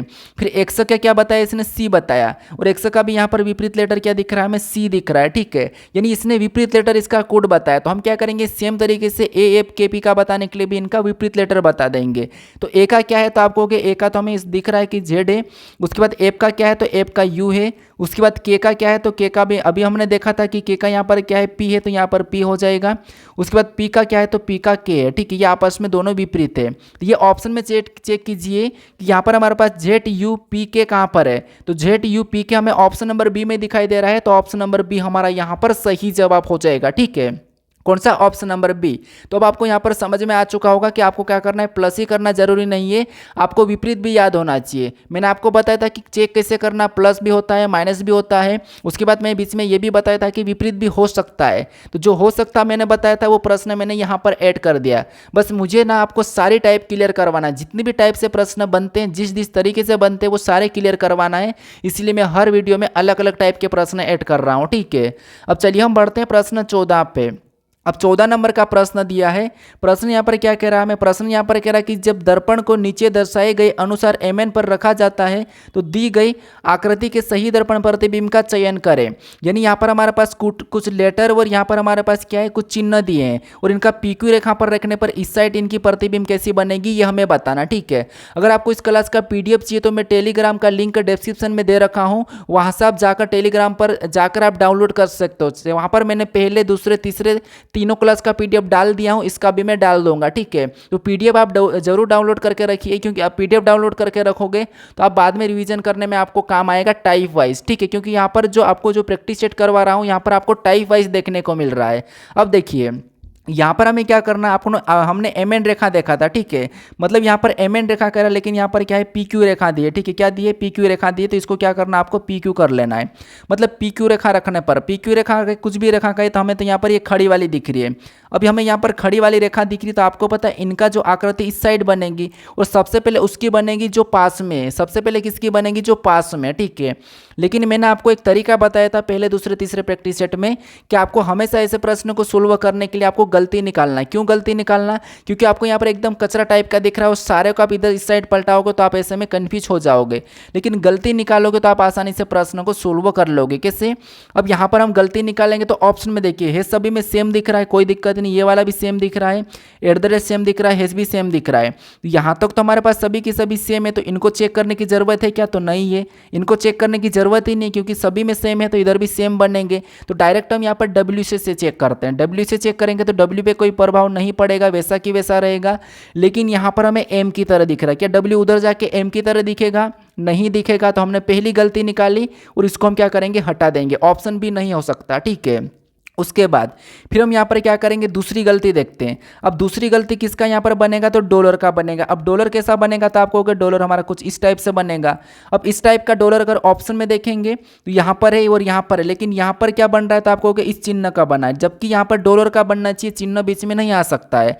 तो एक गलती हमने इसकी निकाल दी, ठीक है। एक गलती सी की भी निकल गई, क्योंकि यहाँ पर डॉलर का बनेगा, यहाँ पर डॉलर सही है लेकिन ये आगे पीछे हो गया है, तो एक गलती हमने ये निकाल दी। हमारे पास ऑप्शन बचे दो, हमें एक और गलती निकालना है और प्रश्न को सही कर लेना है। तो दूसरी गलती क्या निकालना है? तो दूसरी गलती देखिए, सबसे पहले देखेंगे तो ये चिन्ह दिख रहा है, यहाँ पर एंड वाला भी दिख रहा है, अब प्लस और यहाँ पर स्टार चेंज हो रहे हैं। तो सबसे पहले इसमें स्टार का बनेगा, प्लस पीछे बनेगा, क्या बनेगा? स्टार का। फिर यहाँ पर प्लस पे कोई प्रभाव नहीं पड़ेगा, लेकिन यहाँ पर देखिए प्लस पीछे बन रहा है लेकिन यहाँ पर प्लस आगे बन रहा है। तो एंड के बाद आपको पता है प्लस का नहीं बनेगा, एंड के बाद किसका बनेगा? तो आप कहोगे एंड के बाद स्टार का बनेगा, ठीक है। एंड के बाद किसका बनेगा? स्टार का बनेगा, लेकिन यहाँ पर प्लस का बन रहा है, तो एक गलती हमने ये निकाली है। अब हमें यहाँ पर पूरा चेक करने की जरूरत नहीं है। ऑप्शन नंबर हमारा कौन सा वाला है? तो ऑप्शन नंबर हमारा यहाँ पर ए वाला सही जवाब हो जाएगा, ठीक है। तो आपको ऐसा कचरा टाइप का देखेगा तो कुछ भी नहीं करना, आपको गलती निकालना है। सभी की सभी को आपको प्रतिबिंब में बनाने की जरूरत नहीं है, आपको क्या करना है? यहाँ पर गलती निकालना, ठीक है। ये मैं आपको हर बार कहता हूँ। अब चलिए हम बढ़ते हैं प्रश्न 15 पे। अब 15 नंबर का प्रश्न दिया है। ये जो प्रश्न हमारा प्रश्न है ये हमारा पेपर कटिंग फोल्डिंग का प्रश्न है। प्रश्न क्या कह रहा है कि कागज की एक वर्गाकार शीट को बिंदीदार रेखा के अनुदिश दिखाए गए निर्देशों के अनुसार क्रमिक रूप से मोड़ा जाता है और फिर अंत में इसे छिद्रित किया जाता है। कागज को खोलने पर यह कैसा दिखाई देगा? ये हमें प्रश्न पूछा है, कैसा दिखेगा, ठीक है। मतलब यहाँ पर हमें क्रम दिखा गया है और यहाँ पर हमें बिंदु द्वारा रेखा भी दी गई है, ठीक है। उनके हिसाब से अगर हम मोड़ेंगे तो ये कैसा दिखाई देगा, ये हमें प्रश्न पूछा। तो आपने दर्पण प्रतिबिंब, जल दर्पण प्रतिबिंब पढ़ा होगा, तो उसी के आधार पर आपको इसमें भी करना है, ठीक है। कैसे? देखिए बस यहाँ पर सीधे की सीधे ये छप जाएंगे। कैसे छपेंगे? देखिए यहाँ पर कह रहा है कि सबसे पहले तो ये वाला हिस्सा हमें प्रॉपर रूप से दिया है, ठीक है। इस आकृति में ये वाला हिस्सा है और ये कह रहा है कि इस हिस्से को क्या करना है? आपको इस वाले चिन्ह के हिसाब से रोटेट करना है। मतलब यहाँ से रोटेट करना है, ये वाला मोड़ आपको नीचे लाना है, ठीक है। यहाँ पर नीचे लाना है, तो नीचे लाएंगे, आपको पता है ऐसा मोड़ेंगे तो ये डी है वैसा कि वैसा यहाँ पर बन जाएगा, कोई प्रभाव नहीं पड़ेगा। सी भी वैसा कि वैसा बनेगा, कोई प्रभाव नहीं पड़ेगा। वी कैसा बन जाएगा? तो वी ऊपर चले जाएगा तो इधर इधर उल्टा हो जाएगा, यहाँ पर सीधा है तो यहाँ पर उल्टा हो जाएगा। तो कुछ इस टाइप से होगा, ठीक है। फिर इसने कहा कि हमें तो यहाँ पर अभी पूरी की पूरी इस साइड से मोड़ना है। अब आपको यहाँ पर क्या करना है? इसको पूरा की पूरा मोड़ना है इस दिशा में। तो इसको हम अगर पूरा मोड़ेंगे, ठीक है, एक तो हमारे पास यहाँ पर पूरा क्लियर बन चुका है, इसको हम इस साइड मोड़ देंगे, ठीक है। इधर से हम इसको भी इधर से मोड़ के लाएंगे, तब भी ये वैसा कि वैसा छपेगा। वी वैसा कि वैसा रहेगा। डी हमारा पलट जाएगा, डी क्या करेगा? पलट जाएगा। उसके बाद इधर वाला डी भी क्या हो जाएगा? पलट जाएगा, ठीक है। इधर वाला डी भी यहाँ पर पलट जाएगा, यहाँ पर ये वाला डी भी पलट जाएगा। उसके बाद सी कहाँ जाएगा? तो सी इसके सामने हो जाएगा, यहाँ पर भी इसके सामने हो जाएगा और यहाँ पर ऊपर वाला ऐसा ही रहेगा, ठीक है। ऊपर वाले पे कोई प्रभाव नहीं पड़ेगा। अब ये वाला देखिए, इधर डी दोनों एक दूसरे से पलटे हुए होना चाहिए और डी और सी आपस में आमने सामने होना चाहिए।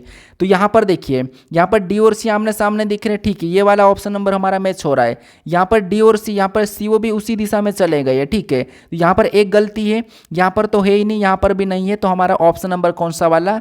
यहाँ पर ए वाला सही जवाब हो जाएगा, ठीक है। हमारा ऑप्शन नंबर कौन सा वाला? ए वाला यहाँ पर सही जवाब हो जाए, वो इस तरह दिख रहा है। तो आपको इतना समझ में आ चुका होगा, बस हमें मोड़ना है। अब अगर आप खुद से इमेज करोगे तो आपको भी दिख जाएगा, इमेजिंग करना है।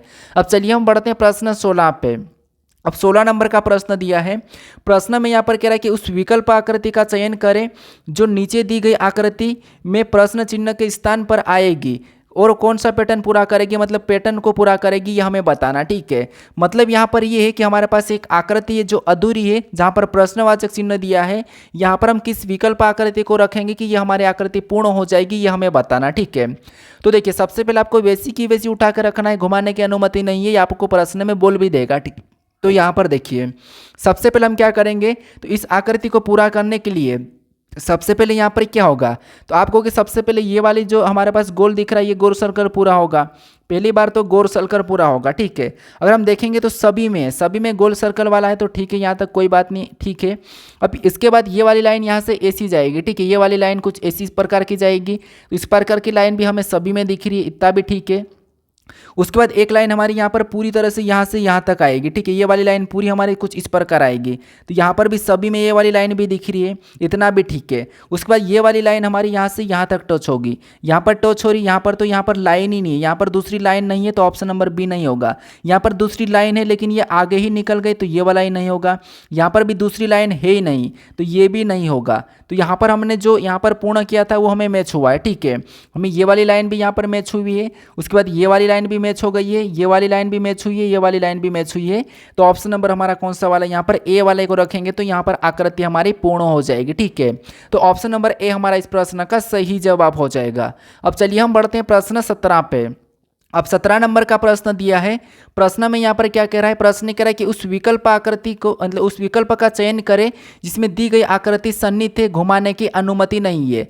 मतलब यहाँ पर एक आकृति हमें दी है, इस आकृति को किस विकल्प में दिया है, किस विकल्प में सन्निहित है, हमें ये बताना। ठीक है, तो उस विकल्प का चयन करें जिसमें दी गई आकृति सन्निहित है, घुमाने की अनुमति नहीं है। तो ये प्रश्न आपको पता है 100% परीक्षाओं में पूछे जाते हैं इनके, और आपको मैं सारे के सारे जो नॉन ओरेबल के प्रश्न में यहाँ पर ऐड करके बता रहा हूँ ताकि आप अच्छे सा स्कोर कर पाओ। ठीक है, तो यहाँ पर देखिए सबसे पहले हम यहाँ पर क्या करेंगे, ये आकृति किस विकल्प में, हम ये चेक करेंगे।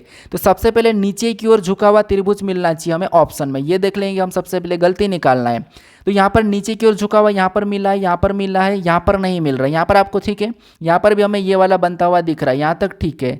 यहाँ पर हमें ये वाला बन रहा है तो यहाँ तक भी ठीक है, लेकिन इसमें हमारे पास बन रहा है, लेकिन बीच में हमारे पास काली बिंदी होना चाहिए। ये जो ऐसी लाइन आ रही है ये काली बिंदी वाली प्रॉपर होना चाहिए, तो इसमें है, इसमें नहीं है। ठीक है, इसमें नहीं है, इसमें भी नहीं है, क्योंकि यहाँ पर जो त्रिभुज नीचे झुका है यहाँ पर नहीं है, तो ऑप्शन नंबर सी तो होगा नहीं, ऑप्शन नंबर सी तो हमारा होगा नहीं।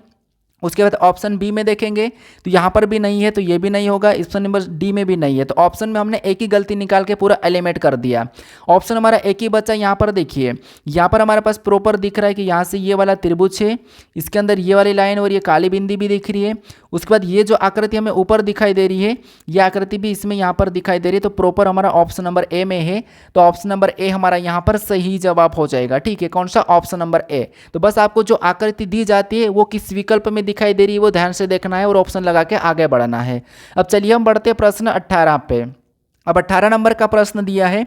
प्रश्न में यहाँ पर क्या कह रहा है, प्रश्न कह रहा है कि दिए गए 4 विकल्पों में से उस आकृति का चयन करें जिसे आकृति x के रिक्त स्थानों में रखने पर यह आकृति प्रतिरूप पूरा हो जाएगी।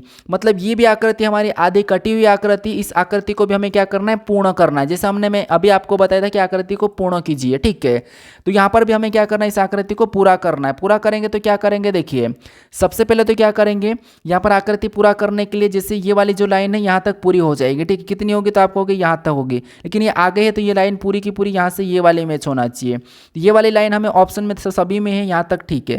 फिर ये वाली जो लाइन है इतना सा बक्सा में यहाँ पर ये वाला पूरा हो जाएगा, तो ये भी हमने पूरा कर लिया, तो यहाँ तक भी ठीक है। और इसके अंदर देखिए सभी में है, इसके अंदर ऐसे क्रॉस होना चाहिए, क्या होना चाहिए, क्रॉस होना चाहिए, क्रॉस होना चाहिए पूरी होने के लिए। तो यहाँ पर क्रॉस है नहीं तो ये नहीं होगा। ठीक है, इसमें क्रॉस है लेकिन ये वाली लाइन बीच में हमें यहाँ पर दिख नहीं रही, तो ये भी नहीं होगा।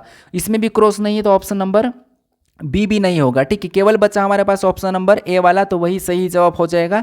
अब इसको पूरा करने के लिए आपको पता है एक लाइन यहाँ से ये वाली खींचेगी, कैसी खींचेगी, एसी वाली। तो एसी वाली भी हमें यहाँ पर दिख रही है। उसके बाद ये वाली भी प्रॉपर यहाँ से ये वाली तो दिख ही रही है। उसके बाद ये वाली भी, और अंदर आपको पता है यहाँ पर क्रॉस भी है। ठीक है, ये वाला भी है, तो ऑप्शन नंबर यहाँ पर भी हमारा कौन सा, ए वाला ही सही जवाब हो जाएगा। कौन सा, ऑप्शन नंबर ए। अब चलिए हम बढ़ते हैं प्रश्न 19 पे। अब 19 नंबर का प्रश्न दिया है। ये प्रश्न हमारा कौन सा है, तो ये हमारा सीरीज का प्रश्न है। कौन सा है, तो ये हमारा सीरीज का प्रश्न है। ठीक है, यहाँ पर प्रश्न क्या कह रहा है, प्रश्न कह रहा है कि दिए गए विकल्पों में उस आकृति का चयन कीजिए जो निम्नलिखित श्रृंखला में प्रश्न चिन्हों को तार्किक रूप से प्रतिस्थापित कर सकती है। मतलब ये हमारा नॉन वर्बल में आकृति श्रृंखला का प्रश्न है। आकृति श्रृंखला मतलब इस आकृति में यहाँ पर प्रश्नवाचक चिन्ह दिया है, तो यहाँ पर कैसी आकृति होगी ये हमें बताना है। तो यहाँ पर हम क्या करेंगे, सबसे पहले पहली आकृति से सोल्व करते हुए जाएंगे कि यहाँ पर चिन्ह कैसे लिखें, क्योंकि सभी में एक जैसे चिन्ह दिख रहे हैं, तो कहीं ना कहीं ये हिस्सा इनका स्थान चेंज करके लिखा है। तो कैसे देखिए, सबसे पहले पहली आकृति में देखेंगे कि ये जो तीर जैसा निशान दिख रहा है आपको, त्रिशूल जैसा, ठीक है, यहाँ पर है। इससे अगली में देखेंगे तो ये इस कोने में चले गया, मतलब यहाँ पर है। इसके बाद फिर अगली में देखेंगे तो ये इस कोने में, मतलब यहाँ पर है। फिर अगली में देखेंगे तो ये वाला इस कोने में, मतलब यहाँ पर है। तो अगली में कहाँ पर आना चाहिए, तो आप कहोगे अगली में बीच में आना चाहिए, लेकिन बीच में अगर हम विकल्प में देखेंगे तो कोई भी नहीं है। तो अगली में वापस की वापस जहाँ से शुरू हुआ था वहीं की वहीं आ जाना चाहिए, लेकिन वहाँ पर भी नहीं। लेकिन अगली में कहीं ना कहीं कोने में होना चाहिए, तो इसको चेक करने की जरूरत भी नहीं। यहाँ पर एक खास बात देखिए, ऐसे प्रश्नों को सोल्व करने का जो तरीका मैंने अभी जैसे सोल्व करवा रहा था वही वाला तो तरीका है, लेकिन अगर हम ऑप्शन में देखेंगे तो यहाँ पर आपको बीटा टाइप का दिख रहा है, इसमें भी है, इसमें भी सेम है, इसमें भी सेम है, इसमें भी सेम है। उसके बाद त्रिशूल टाइप का दिख रहा है, इसमें भी सेम है, इसमें भी सेम है, इसमें भी सेम है, इसमें भी सेम है। आपको यहाँ पर जो निशान दिख रहा है इसमें भी सेम है, इसमें भी सेम है, इसमें भी सेम है, इसमें भी सेम है। तो कहीं ना कहीं आपको ये भी चेक कर लेना कि कहीं ना कहीं एक ही चिन्ह एक ही जगह तो नहीं है। तो यहाँ पर भी सेम है।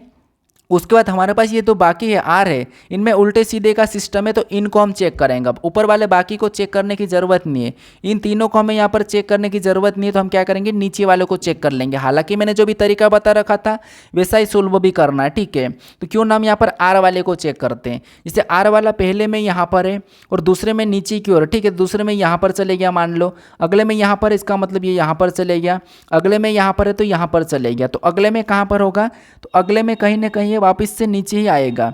अब नीचे आएगा तो आर क्या सभी में इधर सीधा हो रहा था, तो नहीं, सभी के सभी में उल्टा ही आर है, तो सीधा आर तो होगा ही नहीं। तो पहला हमने यहाँ पर गलती निकाल लिया कि ये सीधा वाला आर नहीं होगा, सीधा वाला आर नहीं होगा, तो ऑप्शन नंबर ए और डी 100% नहीं हो सकते, यानी आर हमेशा उल्टा आएगा। अब उसके बाद हम दूसरा चेक करते हैं। दूसरा हम इस निशान को देखते हैं, यहाँ पर था, अगले में देखेंगे तो यहाँ पर है, मतलब इस कोने में आया, फिर अगले में देखेंगे तो इस कोने में आया, अगले में देखेंगे तो इस कोने में आया। तो अगले में भी किसी न किसी कोने में रहेगा, लेकिन कैसा रहेगा, तो इसकी डायरेक्शन कुछ इस प्रकार की रहेगी, ठीक है। कैसी रहेगी, इस प्रकार की। अब इस प्रकार की डायरेक्शन वाला अगर हम देखेंगे तो यहाँ पर ये पलट रखा, तो पलटेगा नहीं, तो ऑप्शन नंबर सी में भी हमने गलती निकाल ली है। ऑप्शन नंबर हमारा कौन सा वाला, बी वाला सही जवाब हो जाएगा। तो बहुत प्रश्न हमेशा सरल आता है, बस हमें यहाँ पर चेक करने के तरीके चेंज करना पड़ता है। जिससे मैंने अभी आपको बताया कि आपको सबसे पहले देख लेना कि कहीं लेटर वही की वही तो नहीं लिखा है, ठीक है। अब चलिए हम बढ़ते हैं प्रश्न 20 पे। अब 20 नंबर का प्रश्न दिया है। प्रश्न में यहाँ पर कह रहा है कि जे के से लंबा है, एल एम से लंबा है परंतु एन से छोटा है, के एम से छोटा है तथा एम जे से लंबा है, सबसे लंबा कौन है ये हमें बताना है। रैंकिंग का प्रश्न, कोई बात नहीं, मैंने कल वाले प्रैक्टिस में बता दिया था कि सुमित्रा इससे लंबी है, इसका प्रश्न वहाँ पर दिया था, ठीक है। यानी वहाँ पर आयु का था, उसमें आयु का था, यहाँ पर भी लंबा यानी मतलब आयु टाइप का ही है। लेकिन इन प्रश्नों को कैसे सोल्व करना मैंने वो तरीका बता दिया था। कैसे सोल्व करना देखिए, सबसे पहले हमें यहाँ पर थोड़ा थोड़ा पढ़ना है। इसने कहा क्या, तो इसने यहाँ पर ये कहा कि देखिए, इसने कहा हमें ये देखना है। इसने कहा कि जे के से लंबा है, जे क्या है, के से लंबा है, तो हम क्या करेंगे, ये जे है, ठीक है, ये जे है। और इसने कहा कि जे के से लंबा है, तो के कहीं ना कहीं इससे छोटा हो जाएगा। तो जे के से लंबा है तो के यहाँ पर इससे छोटा हो गया। इतना यहाँ पर दिख रहा होगा कि जे के से लंबा है और के इससे छोटा है, यहाँ तक ठीक है। आगे पढ़िए, एल एम से लंबा है, एल जो एम से लंबा है परंतु एन से छोटा है, ठीक है। एल जो एम से लंबा है परंतु एन से छोटा है, तो यहाँ तक भी ठीक है। इनको अभी छोड़ो, हम यहाँ पर पढ़ते हैं। यहाँ पर देखिए, के एम से छोटा है, जो के है ये एम से छोटा है। अब के जो एम से छोटा है इसका मतलब ये है कि एम के एम से छोटा है, इसका मतलब एम बड़ा होगा, तो एम को हम ऊपर लिखेंगे। और यहाँ पर कह रहा कि तथा एम जे से लंबा है, तथा एम जे से लंबा है, एम जो जे से लंबा है, तो एम भी ऊपर ही रहेगा। इसका मतलब ये है कि हम क्या करेंगे, अभी ऊपर वाले डायरेक्ट पढ़ेंगे। यहाँ पर क्या है कि एल एम से लंबा है, तो एल एम से लंबा है परंतु एन से छोटा है। तो एल जो यहाँ पर देखिए, एल ये है, एम से लंबा हो जाएगा। एल से लंबा आपको दिख रहा है तो लंबा दिख रहा है, परंतु क्या है, तो परंतु एन से छोटा है, तो एन इससे भी ऊपर चले जाएगा परंतु एन से छोटा है। अब आपको यहाँ पर दिख रहा होगा परंतु ये एन से छोटा है, तो ये एन से छोटा है एल। एल एम से तो लंबा है, लेकिन यहाँ पर कह रहा है कि एल एम से तो लंबा है लेकिन परंतु यहाँ पर एन से छोटा है, तो ठीक है, यहाँ पर एन से छोटा भी है। आगे पढ़िए, के एम से छोटा है, तो आपको यहाँ पर के एम से छोटा दिखाई दे रहा है, तो हमें यहाँ पर के एम से छोटा दिखाई दे रहा है। फिर यहाँ पर क्या रखे तथा एम जे से लंबा है, क्या आपको यहाँ पर एम जे से लंबा दिख रहा है, तो यहाँ पर भी हमें एम जे से लंबा दिख रहा है, यहाँ तक भी क्लियर है। अब प्रश्न पूछा क्या है, प्रश्न पूछा कि सबसे लंबा कौन है, सबसे लंबा कौन है, तो यहाँ पर आपको दिखाई दे रहा होगा कि सबसे लंबा कौन है, तो आप कहोगे सबसे लंबा हमें यहाँ पर एन दिखाई दे रहा है, तो एन ऑप्शन में देखिए कहाँ पर है, ऑप्शन नंबर ए में दिया है, तो ऑप्शन नंबर ए हमारा यहाँ पर सही जवाब हो जाएगा। अगर आपको सबसे छोटा कहेगा तो के हो जाएगा, अगर आपको बीच का कहेगा तो एम हो जाएगा, ठीक है। तो आपको इस प्रकार से प्रश्न को सोल्व करना है। अब चलिए हम बढ़ते हैं प्रश्न 21 पे।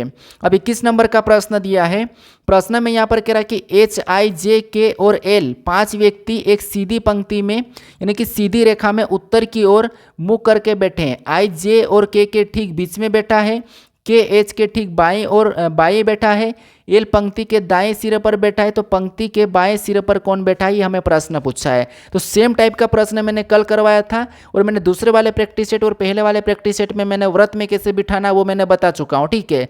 अभी जो अगला प्रैक्टिस सेट आएगा उसमें आपको जैसे कि आपको पता है वर्ग पे बिठाना होता है या फिर आपको आयत पे बिठाना होता है, ये कैसे बिठाना वो मैं आपको बताऊँगा, या फिर आपको षटभुज में बिठाना होता है, पष्टभुज में, वो सारा बताऊंगा, ठीक है। तो यहाँ पर हमें भी रेखा में बटाना है और रेखा में हमें सीधी रेखा में उत्तर की ओर मुख करके बैठे हैं, मतलब आप जैसे बैठो, आप कैसे बैठो, तो आपको हम ऐसे घूम के बैठे हैं, तो आपका जिधर बायां हो तो उधर ही इसका भी बायां होगा, आपका जिधर दायां उनका भी दायां इधर ही होगा, ठीक है। जैसे आप बैठे हो, आप जैसे बैठ के वीडियो देख रहे हो वैसे कि वैसे ये भी बैठेंगे, ठीक है। इनका दायां आपका दायां, ठीक है, उनका बायां तो आपका बायां, वैसे कि वैसे। अब देखिए प्रश्न पढ़िए, अब हम इनको बिठाते हैं, ठीक है। प्रश्न पढ़ेंगे तो एच आई जे के और एल 5 व्यक्ति एक सीधी रेखा में उत्तर की ओर मुंह करके बैठे हैं। अब आई जे और के बीच बैठा है, यानी आई जे और के ठीक बीच में बैठा है। आई देखिए ये आई है, ठीक है, हमने ये आई है, और आई जे और के ठीक बीच में बैठा है, मतलब जे और के ठीक बीच में बैठा है। यहाँ पर जे और के ठीक बीच में बैठा है, तो हमने यहाँ पर बैठा दिया। अब जरूरी नहीं कि आई इनके बीच में, तो लेकिन के इधर भी हो सकता है, जैसे ये के है और यहाँ पर क्या है, देखिए मैं नीचे बनाता हूँ, जैसे ये के है और आई तो इनके बीच में रहेगा ही रहेगा, लेकिन जे इधर भी तो आ सकता है, तो आ सकता है, ये भी संभावना है कि के और जे इधर भी हो सकते हैं, कोई बात नहीं। हम आगे पढ़ते हैं। आगे प्रश्न कह रहा है कि यहाँ पर बैठा है, उसके बाद क्या है, के एच के ठीक बाएं बैठा है। अब जो के है ये एच के ठीक बाएं बैठा है। अब हम एच को कहाँ पर बिठाएंगे, तो के बाएं ओर आएगा, तो अगर हम यहाँ पर एच को यहाँ पर बिठा देंगे तो ये तो दाईं ओर हो जाएगा, तो इसका मतलब ये है कि ये इस प्रकार का नहीं हो जाएगा, ठीक है। ये नहीं होगा तो इनको हम क्या करेंगे, अभी नहीं लिखेंगे, इसको हम हटाएंगे, किसको, इसको हटा देंगे। तो यहाँ पर पढ़िए, अब क्या कह रहा है कि के एच के ठीक बाएं बैठा है, तो के जो एच के ठीक बाएं, तो एच यहाँ पर बैठेगा तो ये ठीक इसके बाएं आ जाएगा। यहाँ तक अभी क्लियर हुआ कि के 100% यहीं पर बैठेगा, क्योंकि हमें पहले तो ये कंफर्म नहीं था कि जे और के कहाँ पर बैठेंगे, इनके बीच आई का कंफर्म था, लेकिन अभी इसने कह दिया कि के एच के ठीक बाएं ओर बैठा है, तो के एच के ठीक बाएं ओर, तो यहाँ तक अभी हमें हमारे पास क्लियर है, ठीक है। अब आगे प्रश्नों को पढ़िए। आगे कह रहा है कि एल पंक्ति के दाएं सिरे पर बैठा है। अब जो एल है ये पंक्ति के दाएं सिरे पर बैठा है, तो दायां सिरा कौन सा है, तो ये वाला दायां हो जाएगा इधर वाला। तो यहाँ पर कौन बैठा है, तो यहाँ पर एल बैठा है, ठीक है। अब 5 लोग थे तो यहाँ पर 5 लोग हमने बिठा लिए और सारे के सारे उत्तर की ओर मुख करके बैठे हैं, ठीक है। ये 5 लोग हैं तो हमने 5 को बिठा दिया है और सारे के सारे उत्तर की ओर मुड़ करके बैठे हैं। हमें प्रश्न क्या पूछ रहा है, तो प्रश्न पूछा कि पंक्ति के बाएं सिरे पर कौन बैठा है, तो दायां सिरा इधर वाला हो जाएगा और बायां सिरा इधर वाला हो जाएगा। तो बायां पे कौन बैठा है, तो बायां पे जे बैठा है और दायां पे एल बैठा है, ठीक है। और बीच में कौन बैठा है, तो बीच में हमारे पास यहाँ पर पंक्ति में के बैठा है।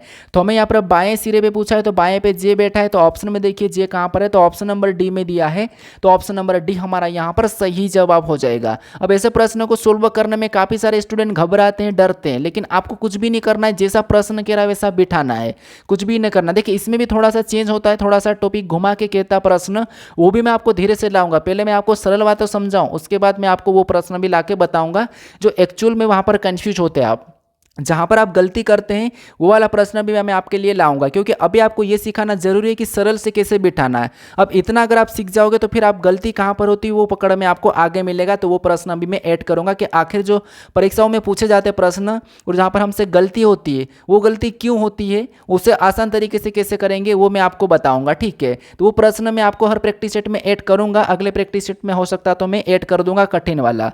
अब चलिए हम बढ़ते हैं प्रश्न 22 पे। अब 22 नंबर का प्रश्न प्रश्न दिया है। प्रश्न में यहाँ पर क्या कह रहा है, प्रश्न कह रहा है कि गणितीय चिन्हों के उस सही संयोजन का चयन कीजिए जिसे क्रमिक रूप से स्टार चिन्हों के स्थान पर रखने पर दिया गया समीकरण संतुलित हो जाएगा। मतलब यहाँ पर हमें समीकरण दिए और इनमें क्या दिया है, स्टार दिया है और स्टार वाले के स्थान पर हमें कौन से चिन्हों को रखेंगे कि ये समीकरण हमारी संतुलित हो जाएगी, यह हमें प्रश्न पूछा है। अब देखिए हम क्या करेंगे, यहाँ पर मैंने आपको पता है गणितीय संक्रिया का 3-4 टाइप करवा चुका हूँ। आप एक तो चिन्ह चेंज करने का आता है, या फिर आपको एक आता है कि इसका अर्थ ये है, इसका अर्थ ये है, या फिर आपको संख्या भी चेंज करने का आता है, वो मैंने पहले वाले प्रैक्टिस सेट में बता चुका हूँ। अब आपको क्या होगा कि सारे के सारे चिन्हों को रख के देखना है। अब कैसे, देखिए ये भी आपको ऑप्शन से ही उठा के रखना है। कैसे, यहाँ पर देखिए, यहाँ पर हम क्या करेंगे, ऑप्शन से उठाएंगे, इनकी जगह चिन्ह को रखेंगे, वैसे की वैसे रखना है, फिर आपको समीकरण को सोल्व करना है। तो यहाँ पर देखिए सबसे पहले क्या करेंगे, हम इन चिन्हों को रखेंगे। तो यहाँ पर ऑप्शन ए से उठाता, हम यहाँ पर ऑप्शन ए को उठा रहे हैं, ठीक है, ऑप्शन ए को ले रहे हैं। ऑप्शन ए में पहला चिन्ह गुणा है, दूसरा माइनस है तो माइनस रखेंगे, स्टार के स्थान पर रख रहे हैं, ठीक है। फिर यहाँ पर भागित है तो भागित को रखेंगे, फिर यहाँ पर वापस से गुणा है, फिर हमारे पास यहाँ पर बराबर की चिन्ह है, ठीक है। अब देखिए यहाँ पर हमारे पास ये समीकरण में चिन्हों को रखा है, बराबर में हमारे पास 251 आ रहा है। तो इस समीकरण को सोल्व करने पर 251 आना चाहिए। देखिए सबसे पहले क्या करेंगे, यहाँ पर 16 को लिखेंगे और गुणे में क्या करेंगे, 17 लिखेंगे, हम चिन्ह को रख दिए, ठीक है। और माइनस में 14 लिखेंगे और भागित में 2 लिखेंगे और आगे गुणे में 3 लिखेंगे। अब इस समीकरण को हम क्या करेंगे, यहाँ पर सोल्व करेंगे। इतना सोल्व करेंगे तो हमें यहाँ पर जो बराबर का चिन्ह का मतलब तो आपको पता है कि ये संख्या आना चाहिए, ठीक है, ये संख्या आना चाहिए इस समीकरण को सोल्व करने पर। तो सबसे पहले भाग देंगे तो यहाँ पर 7 बार में जाएगा, ऊपर से क्या करेंगे माइनस उतारेंगे, इधर से क्या करेंगे गुणा 3 भी उतार लेंगे, ठीक है। ये हमने गुणा 3 उतार लिया, इधर डायरेक्ट गुणा कर देते हैं। तो इनका अगर गुणा करेंगे और इनका भी गुणा करेंगे तो एक ही बात है, ठीक है। यहाँ पर हम क्या करेंगे, यहाँ पर गुणा 3 उतार ही लेते हैं। ये हमने गुणा 3 उतारा, इधर गुणा करेंगे तो आपको पता है इनका आपस में गुणा करने पर कितने हो जाएंगे। तो 16 का वर्ग कितना होता है, तो 256, और 256 में वापस से आपको क्या करना है, एक बार और 16 जोड़ देना है। तो 16 एक बार और 256 में जोड़ दो, ठीक है। ये 200 क्या है, आप कहोगे 256 में 16 जोड़ देंगे तो 6 6 12 का 2, हासिल का 1, 6 और 1 7, और 7 और यहाँ पर कितना हो जाएंगे 272 आ जाएंगे, ठीक है। कितना हो जाएंगे 272 हो जाएंगे। तो इनका गुणा करेंगे तो कितना आ जाएंगे, यहाँ पर 272 आ जाएंगे। कितना आ जाएंगे 272, ठीक है। ये इसने गुणा डायरेक्ट कर दिया। अब एक और बार क्या करेंगे, इनका आपस में गुणा करेंगे तो ये 272 तो हम ऐसा ही उतार लेंगे, ठीक है। माइनस 7 3 21 कर देते हैं। अब इसको क्या करेंगे, माइनस करते हैं, ठीक है। यहाँ पर क्या है माइनस का चिन्ह तो माइनस करते हैं। तो यहाँ पर 2 में से 1 को घटाएंगे तो आपको पता है 1 ही बचेगा। यहाँ पर 7 में से तो घटाएंगे तो 5 ही बचेगा, 2 तो वैसा ही रहेगा। तो 251 हमारे पास यहाँ पर आ चुके हैं, और 251 भी यहाँ पर है। मतलब इन्हीं वाले चिन्हों को रखने पर हमारी ये समीकरण संतुलित हो जाएगी। तो ऑप्शन नंबर ए हमारा यहाँ पर सही जवाब हो जाएगा, ठीक है। क्या हो जाएगा, ऑप्शन नंबर ए। तो आपको कुछ इस टाइप से करना है, आपको ऑप्शन से उठाना है। मान लो ऑप्शन नंबर ए से हमें अगर सोल्व करने पर नहीं मिलता है 251, तो आपको ऑप्शन नंबर बी से भी उठाना पड़ सकता है, सी से भी, डी से भी, ठीक है। तो ये भी याद रखना। और ऐसे प्रश्नों में ही आपको यहाँ पर सबसे ज़्यादा टाइम वेस्ट करने का मौका मिलता है, और ऐसे प्रश्नों में भी समय लगता है। तो इसीलिए प्रैक्टिस करोगे, जितना प्रैक्टिस करोगे उतना आप आसानी से जल्दी जल्दी सोल्व कर पाओगे। अब चलिए हम बढ़ते हैं प्रश्न 23 पे। अब 23 नंबर का प्रश्न दिया है। प्रश्न में यहाँ पर क्या कह रहा है, प्रश्न कह रहा है कि दिए गए विकल्पों में से उस पासे का चयन करें जो दी गई कागज की सीट से बने पासे के समान है। मतलब मैंने आपको क्या बताया था कि मैंने 2 पासे वाले आपको सोल्व करवा दिया था, मैंने 3 पासे वाले को भी करवा दिया, चाहे लेटर हो, चिन्ह हो, शब्द हो, कैसे विपरीत बताना। उसके बाद मैंने आपको खुला पासा करवाया था कि खुला पासे में कैसे विपरीत बताना है। फिर मैंने आपको कल के प्रैक्टिस सेट में बता दिया था कि आपको खुले हुए पासे को बंद कैसे करना, वो मैंने आपको बताया था कि खुले हुए पासे को बंद कैसे करना। तो ये वही वाला प्रश्न है कि आपको खुला वाला पासा दिया है और इसको बंद कैसे करना, ठीक है। तो ये एक सा आकृति दी है, मतलब ये खुला पासा है। अब सबसे पहले आपको क्या करना है, बंद करने के लिए क्या करना है, खुले पासे में विपरीत निकालना है। और विपरीत निकालना कैसे, वो मैंने आपको कल वाले प्रैक्टिस सेट में बता चुका हूँ कि आपको लगातार तीसरी सतह में एक छोड़ के एक चलना है। अब यहाँ पर हम क्या करते हैं, इनमें विपरीत निकालते हैं सबसे पहले, फिर हम इसको बंद करेंगे, ठीक है। तो जैसे एक छोड़ के एक चलेंगे तो यहाँ पर ये एक दूसरे का विपरीत होगा और यहाँ पर ये एक दूसरे का विपरीत होगा। तो इसका मतलब क्या है, और ये एक दूसरे के विपरीत हो जाएंगे, ठीक है। तो यहाँ पर देखिए जो प्लस का दिख रहा है, जो आपको यहाँ पर प्लस टाइप का दिख रहा है, जो आपको यहाँ पर प्लस टाइप का दिख रहा है, ठीक है, ये जो कुछ इस प्रकार का चिन्ह दिख रहा है ये चिन्ह के सामने किसको रख देंगे, तो यहाँ पर ये बॉक्सो वाला है, ठीक है। यहाँ पर आपको मैंने बॉक्सो वाला बना रहा हूँ, मतलब ये हमारा पूरे तरह से एक बॉक्सो वाला है, ठीक है, ये बॉक्सो वाला है। बाकी उसके बाद ये त्रिभुज है, ठीक है। तो त्रिभुज के सामने हम किसको रखेंगे, तो त्रिभुज देखिए यहाँ पर मैं त्रिभुज बना देता हूँ। त्रिभुज के सामने हमने विपरीत क्या निकाला है, आप कहोगे त्रिभुज का विपरीत हमने ये वाला निकाला, ये हमारे पास त्रिभुज है, ठीक है। इसका विपरीत क्या निकाला हमने, तो इसका विपरीत हमारे पास खाली निकला है, ठीक है। खाली निकलने का मतलब मैं बस यहाँ पर डॉट डॉट कर देता हूँ, ये क्या है, सिर्फ ये खाली है, खाली बॉक्स है, ठीक है, ये खाली निकला है। और यहाँ पर इस वाला माइनस जैसा दिख रहा है, ठीक है, यहाँ पर हमें एक माइनस जैसा दिख रहा है, उसका क्या निकला, तो ये हमारा माइनस है, ठीक है। और माइनस के सामने क्या निकला है, तो ये हमारा माइनस जैसा इस चिन्ह का विपरीत क्या निकला है, ठीक है। सबसे पहले मैं इसको थोड़ा सा कलर चेंज करता हूँ, ये इसके सामने कर रहा हूँ, ठीक है। तो यहाँ पर इसका क्या निकला है, जो ये वाला चिन्ह है, ठीक है, ये वाला चिन्ह इसके सामने भी हमें खाली खाली निकला है, ठीक है। क्या निकला है, आप कहोगे इसके सामने भी खाली खाली निकला है, तो इतना ठीक है। अब ये जो एक दूसरे की विपरीत है, ठीक है, ये एक दूसरे की विपरीत है, और आपको पता है पासे पे हमेशा विपरीत छिपे हुए रहते हैं, विपरीत एक साथ नहीं दिखाई देते हैं। इतना तो पता है कि कभी भी हम क्या करते हैं, पासे पे विपरीत एक साथ दिखाई देता है, तो एक पासे पे कभी भी विपरीत एक साथ नहीं दिखाई देता है। किसी भी चिन्ह या लेटर या संख्या का विपरीत होता है वो हमेशा छिपा हुआ रहता है, एक साथ नहीं दिखाई देता है। तो यहाँ पर देखिए, अगर हम चेक करेंगे तो आपको यहाँ पर ये वाला चिन्ह दिखाई देगा, तो ये वाला नहीं दिखाई देगा। अगर ये वाला दिखाई देगा तो ये वाला नहीं दिखाई देगा। उसके बाद अगर आपको पास में त्रिभुज दिखाई देगा तो ये खाली वाला नहीं दिखाई देगा, और खाली वाला दिखाई देगा तो त्रिभुज नहीं दिखाई देगा। अगर आपको ये वाला चिन्ह दिखाई देगा तो ये खाली नहीं दिखाई देगा, खाली दिखाई देगा, ये नहीं दिखाई देगा। वैसे ये सेम है, तो सेम में भी हम कैसे पता करना मैं आपको बता रहा हूँ। ऑप्शन में चेक कीजिए, ऑप्शन में चेक करेंगे तो सबसे पहले ऑप्शन ए को देखिए, आपको ये चिन्ह दिख रहा, ये चिन्ह दिख रहा, और इसका क्या है, विपरीत खाली है, तो खाली नहीं दिखाई दे रहा, इसका मतलब ये वाला जो गोल कर रहा हूँ मैं सही है। उसके बाद हमें यहाँ पर त्रिभुज दिख रहा, ठीक है, दिख रहा, क्या त्रिभुज का विपरीत क्या है, खाली है, खाली दिखाई दे रहा, नहीं दिखाई दे रहा, इसका मतलब ये भी, इसका भी विपरीत नहीं दिखाई दे रहा है। फिर यहाँ पर देखिए हमें यहाँ पर एक बॉक्स दिख रहा है, ये वाला बॉक्स, और इसका विपरीत क्या है, प्लस टाइप का, ठीक है। क्या प्लस टाइप का दिख रहा, नहीं दिख रहा, इसका मतलब ये भी सही है, इसका विपरीत इसमें गायब है। तो ये तो बनाया जा सकता है, ऑप्शन नंबर ए बनाया जा सकता है, ठीक है, ऑप्शन नंबर ए बनाया जा सकता है। ऑप्शन बी को चेक कर लेते हैं। आपको पता है यहाँ पर प्लस वाला जो दिख रहा है, जो चिन्ह है हमारे पास, इसका विपरीत क्या है, तो ये वाला डिब्बा है, और डिब्बा और देने दोनों की दोनों ये एक साथ दिखाई दे रहे हैं, यानी आपको पता है विपरीत एक साथ नहीं दिखाई देंगे, तो ये वाला नहीं हो सकता है, ठीक है। अब आपको यहाँ पर पता है, यहाँ पर इसका बॉक्स का तो आपको पता है कि कौन सा प्लस वाला है, तो इसका तो नहीं दिख रहा है, लेकिन इसके सामने कौन है, तो इसके सामने खाली जगह और खाली यहाँ पर दिखाई दे रही है, ठीक है। तो खाली भी एक साथ नहीं होगा, तो वो भी यहाँ पर, अब खाली आप ये कहोगे खाली तो दोनों हैं, तो ठीक है दोनों है, तो दोनों हमें ये थोड़ी ना दिख रहा है कि कौन सा है, तो खाली नहीं होना चाहिए, जैसे कि यहाँ पर नहीं है लेकिन यहाँ पर है, तो ये भी नहीं हो सकता। ऑप्शन नंबर डी में हमें त्रिभुज दिख रहा है, त्रिभुज के सामने क्या है, खाली है, तो खाली भी दिख रहा है, इसका मतलब ये भी नहीं बन सकता है। तो ये तीनों ऑप्शन नहीं बन सकते, ऑप्शन नंबर ए हमारा बन गया था, तो ये वाला हमारा यहाँ पर सही जवाब हो जाएगा। अगर आपको इसी में कौन सा पासा नहीं बनाया जा सकता ये पूछे, जो आपको विपरीत एक साथ दिखाई देंगे वो नहीं बनाया जा सकता है, तो आपको वो वाला लगा देना है, ठीक है। इतना समझ में आ चुका होगा, अगर नहीं आना तो आप थोड़ा सा वीडियो को पीछे करके फिर से समझिए। अब चलिए हम बढ़ते हैं प्रश्न 24 पे। अब 24 नंबर का प्रश्न दिया है।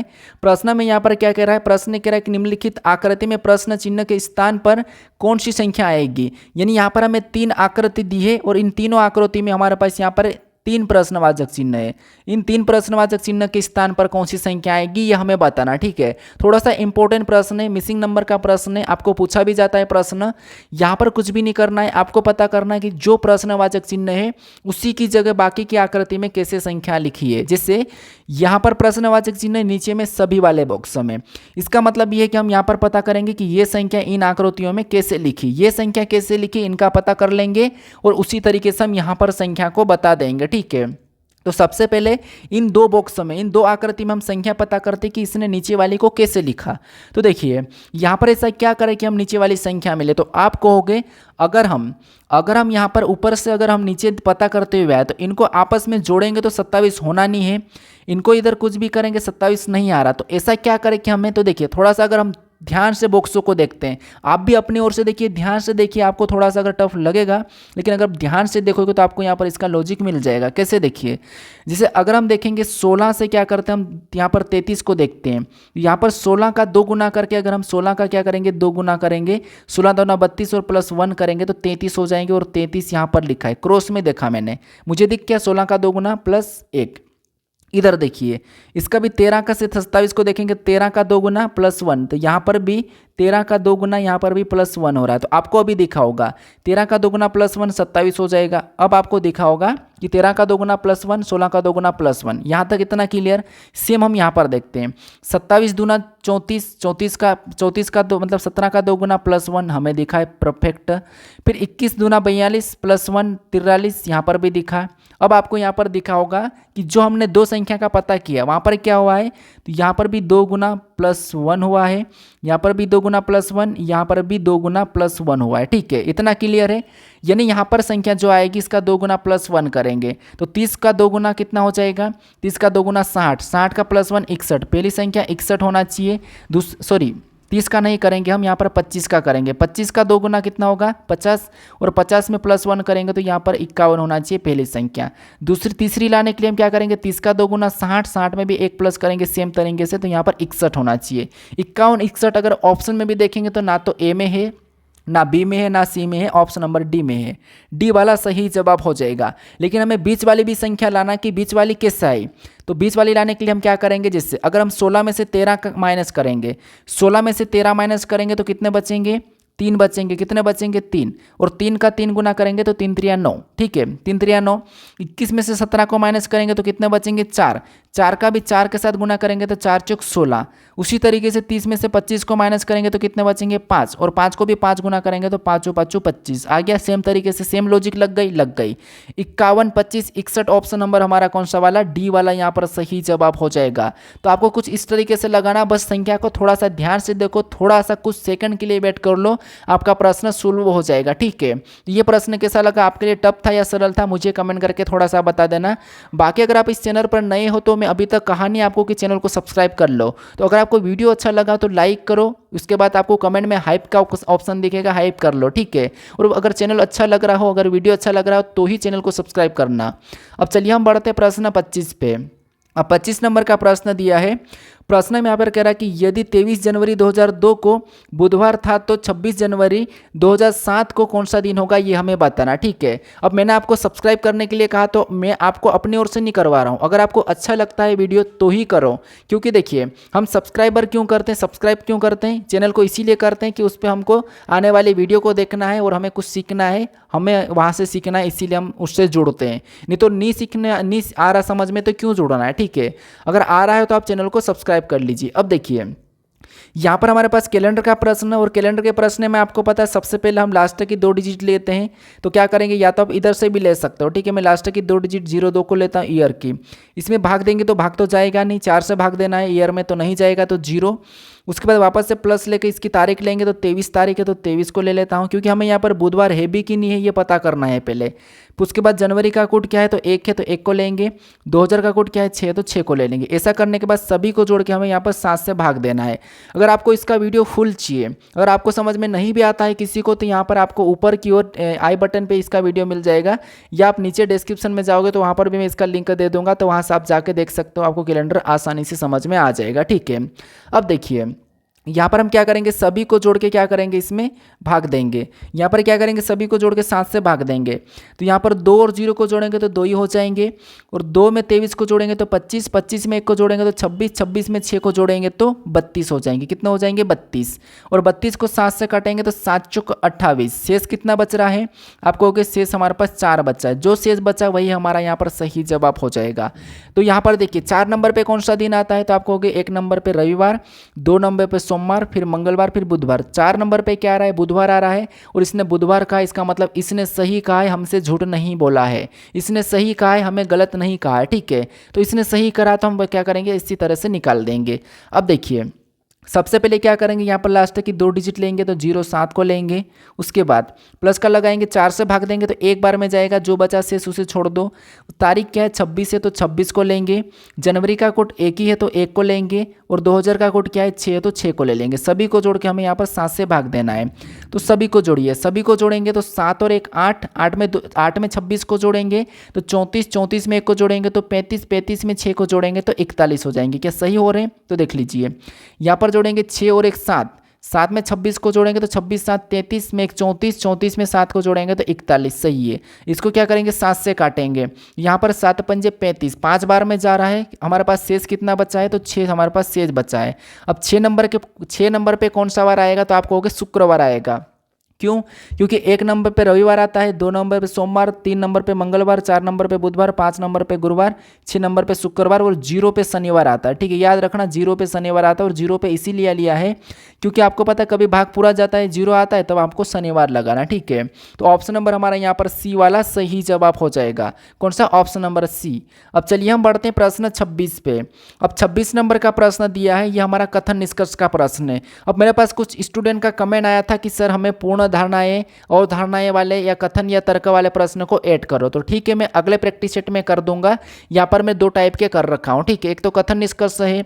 कथन निष्कर्ष में क्या करना, सबसे पहले आपको कथन को सत्य मानना है, ये आपको मैं बता चुका हूँ पिछले 3 प्रैक्टिस सेट में कि कैसे सोल्व करना, और आज भी मैं बता ही रहा हूँ। ठीक है, इसके 1 से 2 प्रश्न आपको किसी भी एग्जाम में देखने को मिलते हैं। तो अब देखिए यहाँ पर सबसे पहले कथन को मानना है, कथन को सत्य मानना है, कथन को समझना है, फिर उसके बारे में निष्कर्ष क्या कह रहा है आपको ये देखना है। यानी कि कथन को हमेशा अपने पिता के समान मानना है और निष्कर्ष को आपको पिता के दुश्मन के समान मानना है। क्यों? क्योंकि हमें कथन की सुनना है। कथन कुछ भी कहे, अगर कथन कहा कि सभी अंगूठियाँ चूड़ियाँ हैं तो हमें मानना पड़ेगा कि सभी अंगूठियाँ चूड़ियाँ हैं। ऐसा नहीं कि आप अपनी ओर से कहो कि यार अंगूठियाँ चूड़ियाँ कैसे हो सकती है, नहीं, अपनी ओर से नहीं कहना, हमें कथन कह रहा है मतलब हमारा पिता कह रहा है और हम पिता की सुनते हैं तो हमें सुनना पड़ेगी। ठीक है, तो यहाँ पर हम डायग्राम के हिसाब से इसको समझेंगे। कैसे? देखिए यहाँ पर क्या लगे, सभी की सभी अंगूठियाँ, मतलब जितनी भी अंगूठियाँ हैं, ठीक है, जितनी भी, ये मान लो ये अंगूठियाँ, ये जितनी भी अंगूठियाँ का मैं ए लेता हूँ, पूरा लिखने की जरूरत नहीं है, और जितनी भी की सभी जो अंगूठियाँ हैं वो सभी की सभी क्या है तो ये कह रहा है कि चूड़ियाँ हैं, मतलब हम चूड़ियाँ के अंदर बना लेंगे। सभी की सभी अंगूठियाँ चूड़ियाँ हैं तो मैंने ये चूड़ियाँ के अंदर बना लिया और चूड़ियाँ का मैंने सी ले लिया समझने के लिए। ठीक है, अब दूसरे को देखिए, दूसरा में क्या करा है, दूसरा में यहाँ पर ये कह रहा है कि यहाँ पर देखिए कुछ चूड़ियाँ पायल है, मतलब यहाँ पर कह रहा है कि कुछ चूड़ियाँ पायल है, मतलब ये कुछ चूड़ियाँ है, ये क्या है पायल है, तो यहाँ पर हम पायल के अंदर ले लेंगे, पायल का कुछ हिस्सा ले लेंगे तो पायल है, तो यहाँ पर पी ले लेता हूँ। ठीक है, अब तीसरा में क्या कह रहा है, तीसरा मुझे यहाँ पर क्या कह रहा है तो तीसरा ये कह रहा है कि देखिए तीसरा यहाँ पर क्या कह रहा है, तीसरा कह रहा है कि कोई भी पायल झुमका नहीं है, कोई भी पायल झुमका नहीं है, तो यहाँ पर झुमकों में क्या करूँ अलग बना लूँगा क्योंकि कोई भी पायल झुमका नहीं है। ठीक है, तो इतना क्लियर है कि सभी अंगूठियाँ चूड़ियाँ हैं, तो जितनी भी अंगूठियाँ चूड़ियाँ के अंदर है, कुछ चूड़ियाँ पायल है तो यहाँ पर कुछ चूड़ियाँ हमें यहाँ पर पायल दिख रही है। उसके बाद कोई भी पायल झुमका नहीं है, तो ठीक है कोई भी पायल झुमका नहीं है, ये हमें कथन कहा है, यानी कि कथन हमें कह दिया है। ठीक है, अब निष्कर्ष क्या कह रहा है हमें ये देखना है। तो निष्कर्ष को देखिए, पहला निष्कर्ष हमें क्या कह रहा है, पहला हमें निष्कर्ष कह रहा है कि सभी अंगूठियां, यानी कि सभी अंगूठियों के पायल होने की संभावना है, यानी जितने भी अंगूठियां हैं सभी के सभी पायल होने की संभावना है। क्या आपको यहाँ पर अंगूठियाँ और पायल का कुछ कहा था क्या? नहीं कहा था, हमें तो कथन में अंगूठियाँ और पायल के बारे में कुछ बताया ही नहीं, और ये कह रहा कि सभी अंगूठियाँ पायल होने की संभावना है। जब हमें बताया ही नहीं, कथन में कहा ही नहीं, तो ये कैसे कह सकता है, ये संभावना कैसे कह सकता है? ना तो यहाँ पर कुछ भी नहीं होगी। ठीक है, तो ये गलत हो जाएगा, सभी अंगूठियाँ के पायल होने की संभावना कह रहा है तो संभावना नहीं होगी क्योंकि हमें कथन में नहीं कहा है, तो पहला वाला तो गलत हो जाएगा। ठीक है, अब दूसरे को पढ़िए, दूसरा क्या कह रहा है, दूसरा कह रहा है कि सभी चूड़ियाँ कभी भी झुमके नहीं हो सकती है।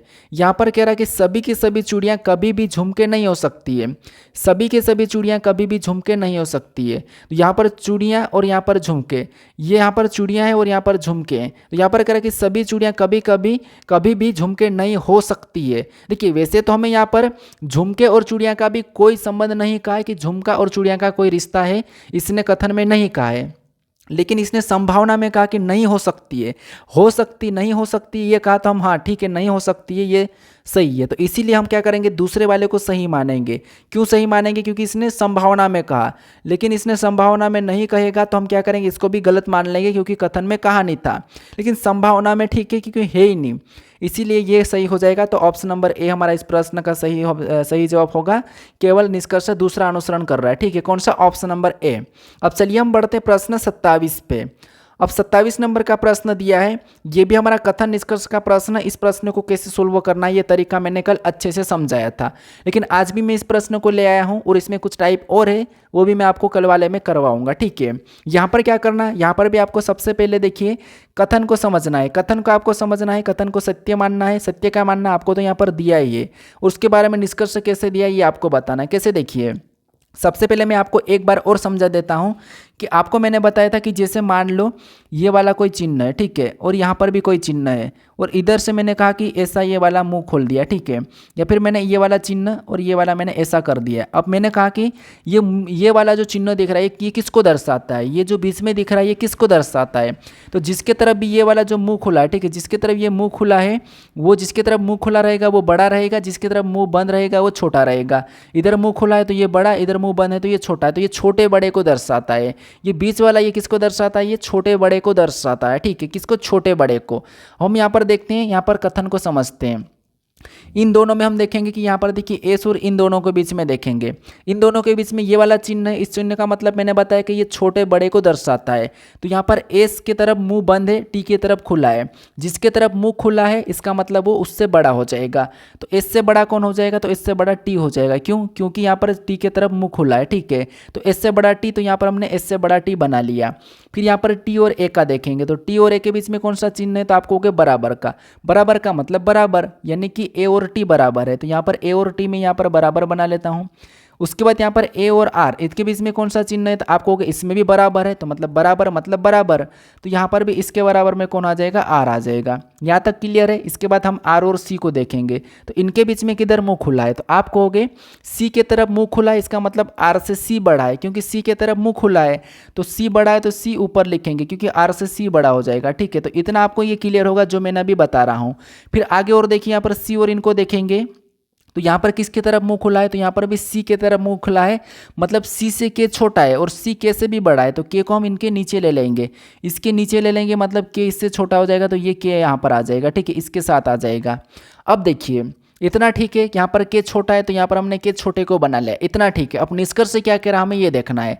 अब निष्कर्ष पहला क्या कर रहा है कि यहाँ पर मुंह किसकी तरफ खुला है, तो सी की तरफ है, एस की तरफ बंद है। इसका मतलब क्या है, तो आप कहोगे एस सी से छोटा है और सी बड़ा है, तो क्या आपको यहाँ पर एस छोटा और सी बड़ा दिख रहा है, तो हाँ एस हमें यहाँ पर छोटा दिख रहा है और सी इससे बड़ा दिख रहा है, इसका मतलब ये हमें सही कह रहा है, ठीक है, ये भी सही दिया है यहाँ पर। उसके बाद यहाँ पर देखिए, उसके बाद यहाँ पर देखिए, यहाँ पर क्या है, तो यहाँ पर ए के तरफ मुंह खुला है, के तरफ बंद है, इसका मतलब ये है कि के छोटा है और ए बड़ा है। क्या आपको यहाँ पर के और छोटा बड़ा दिख रहा है, तो आप कहोगे नहीं, यहाँ तो अगर सी से छोटा के है तो इसका मतलब ये बराबर में आ जाएगा, मतलब ये हमारे पास गलत कह रहा है। तो मेरे पास एकमात्र निष्कर्ष एक तार्किक है, ये केवल निष्कर्ष दो अतार्किक है, ये केवल निष्कर्ष एक या दो या तर्कसंगत में कोई भी एक है, या फिर यहाँ पर कह रहा है कि निष्कर्ष दो या मतलब निष्कर्ष पहला और दूसरा दोनों तर्कसंगत थे। तो यहाँ पर ये तो हमें ए बड़ा है, ये तो कंफर्म है नहीं कि ए बड़ा है, तो ए बड़ा कंफर्म नहीं है, तो ये वाला गलत होगा। केवल कि केवल हमारा निष्कर्ष पहला वाला सही हो जाएगा। तो केवल मेरे पास एकमात्र निष्कर्ष पहला तार्किक है, तो ऑप्शन नंबर हमारा कौन सा वाला,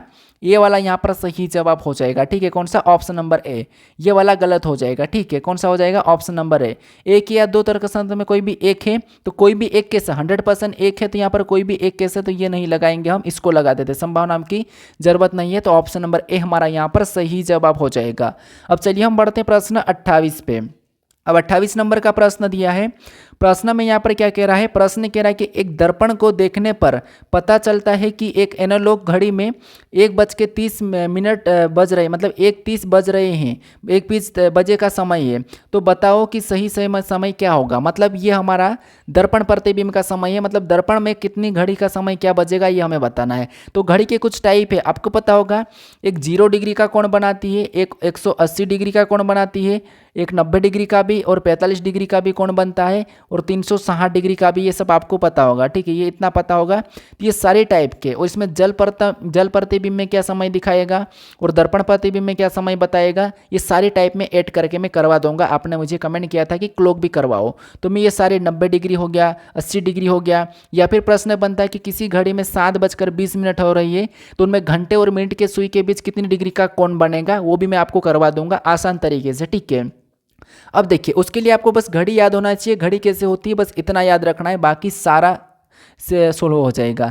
अब यहाँ पर हमें कह रहा है कि किसी घड़ी में, यहाँ पे एक दर्पण को देखने से पता चलता है कि किसी एनालॉग घड़ी में 1:30 बजे का समय है, तो बताओ कि सही समय क्या होगा। तो यहाँ पर हमें क्या करना है, जब भी आपको यहाँ पर दर्पण पूछे, जब भी आपको सिंपल दर्पण पूछे तो उसको 11:60 में से घटा लेना है, और जल दर्पण पूछे तो आपको उसको क्या करना है, 6:30 में या फिर 18:30 में से घटाना है। कैसे, देखिए जैसे यहाँ पर हमें क्या करना है, 60 में से घटाना है, इसको 11:60 में से घटाना है, ठीक है, इस समय को, क्योंकि यहाँ पर दर्पण है तो हम क्या करेंगे, यहाँ पर 11:60 में से घटा लेंगे। तो घटाएंगे तो यहाँ पर एक अनुपात कितनी बची है, तो 30 इतना हम करेंगे और इसको माइनस कर लेंगे। तो यहाँ पर कितने बचेंगे, आपको हो गए 30 और इधर क्या बचेंगे, तो आपको हो यहाँ पर 10। तो हमारा जो समय यहाँ पर निकला है यही वाला हमारा यहाँ पर सही जवाब हो जाएगा, ठीक है, 10:30।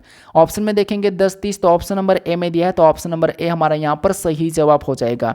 तो आपको यहाँ पर सिंपल दर्पण पूछे तो आपको क्या करना है, 11:60 में से घटाना है, और जल दर्पण पूछे तब आपको क्या करना है, या तो आप क्या करोगे 1772 में से घटाना, मैं आपको एक ट्रिक बता दूंगा कल वाले प्रैक्टिस सेट में, ठीक है।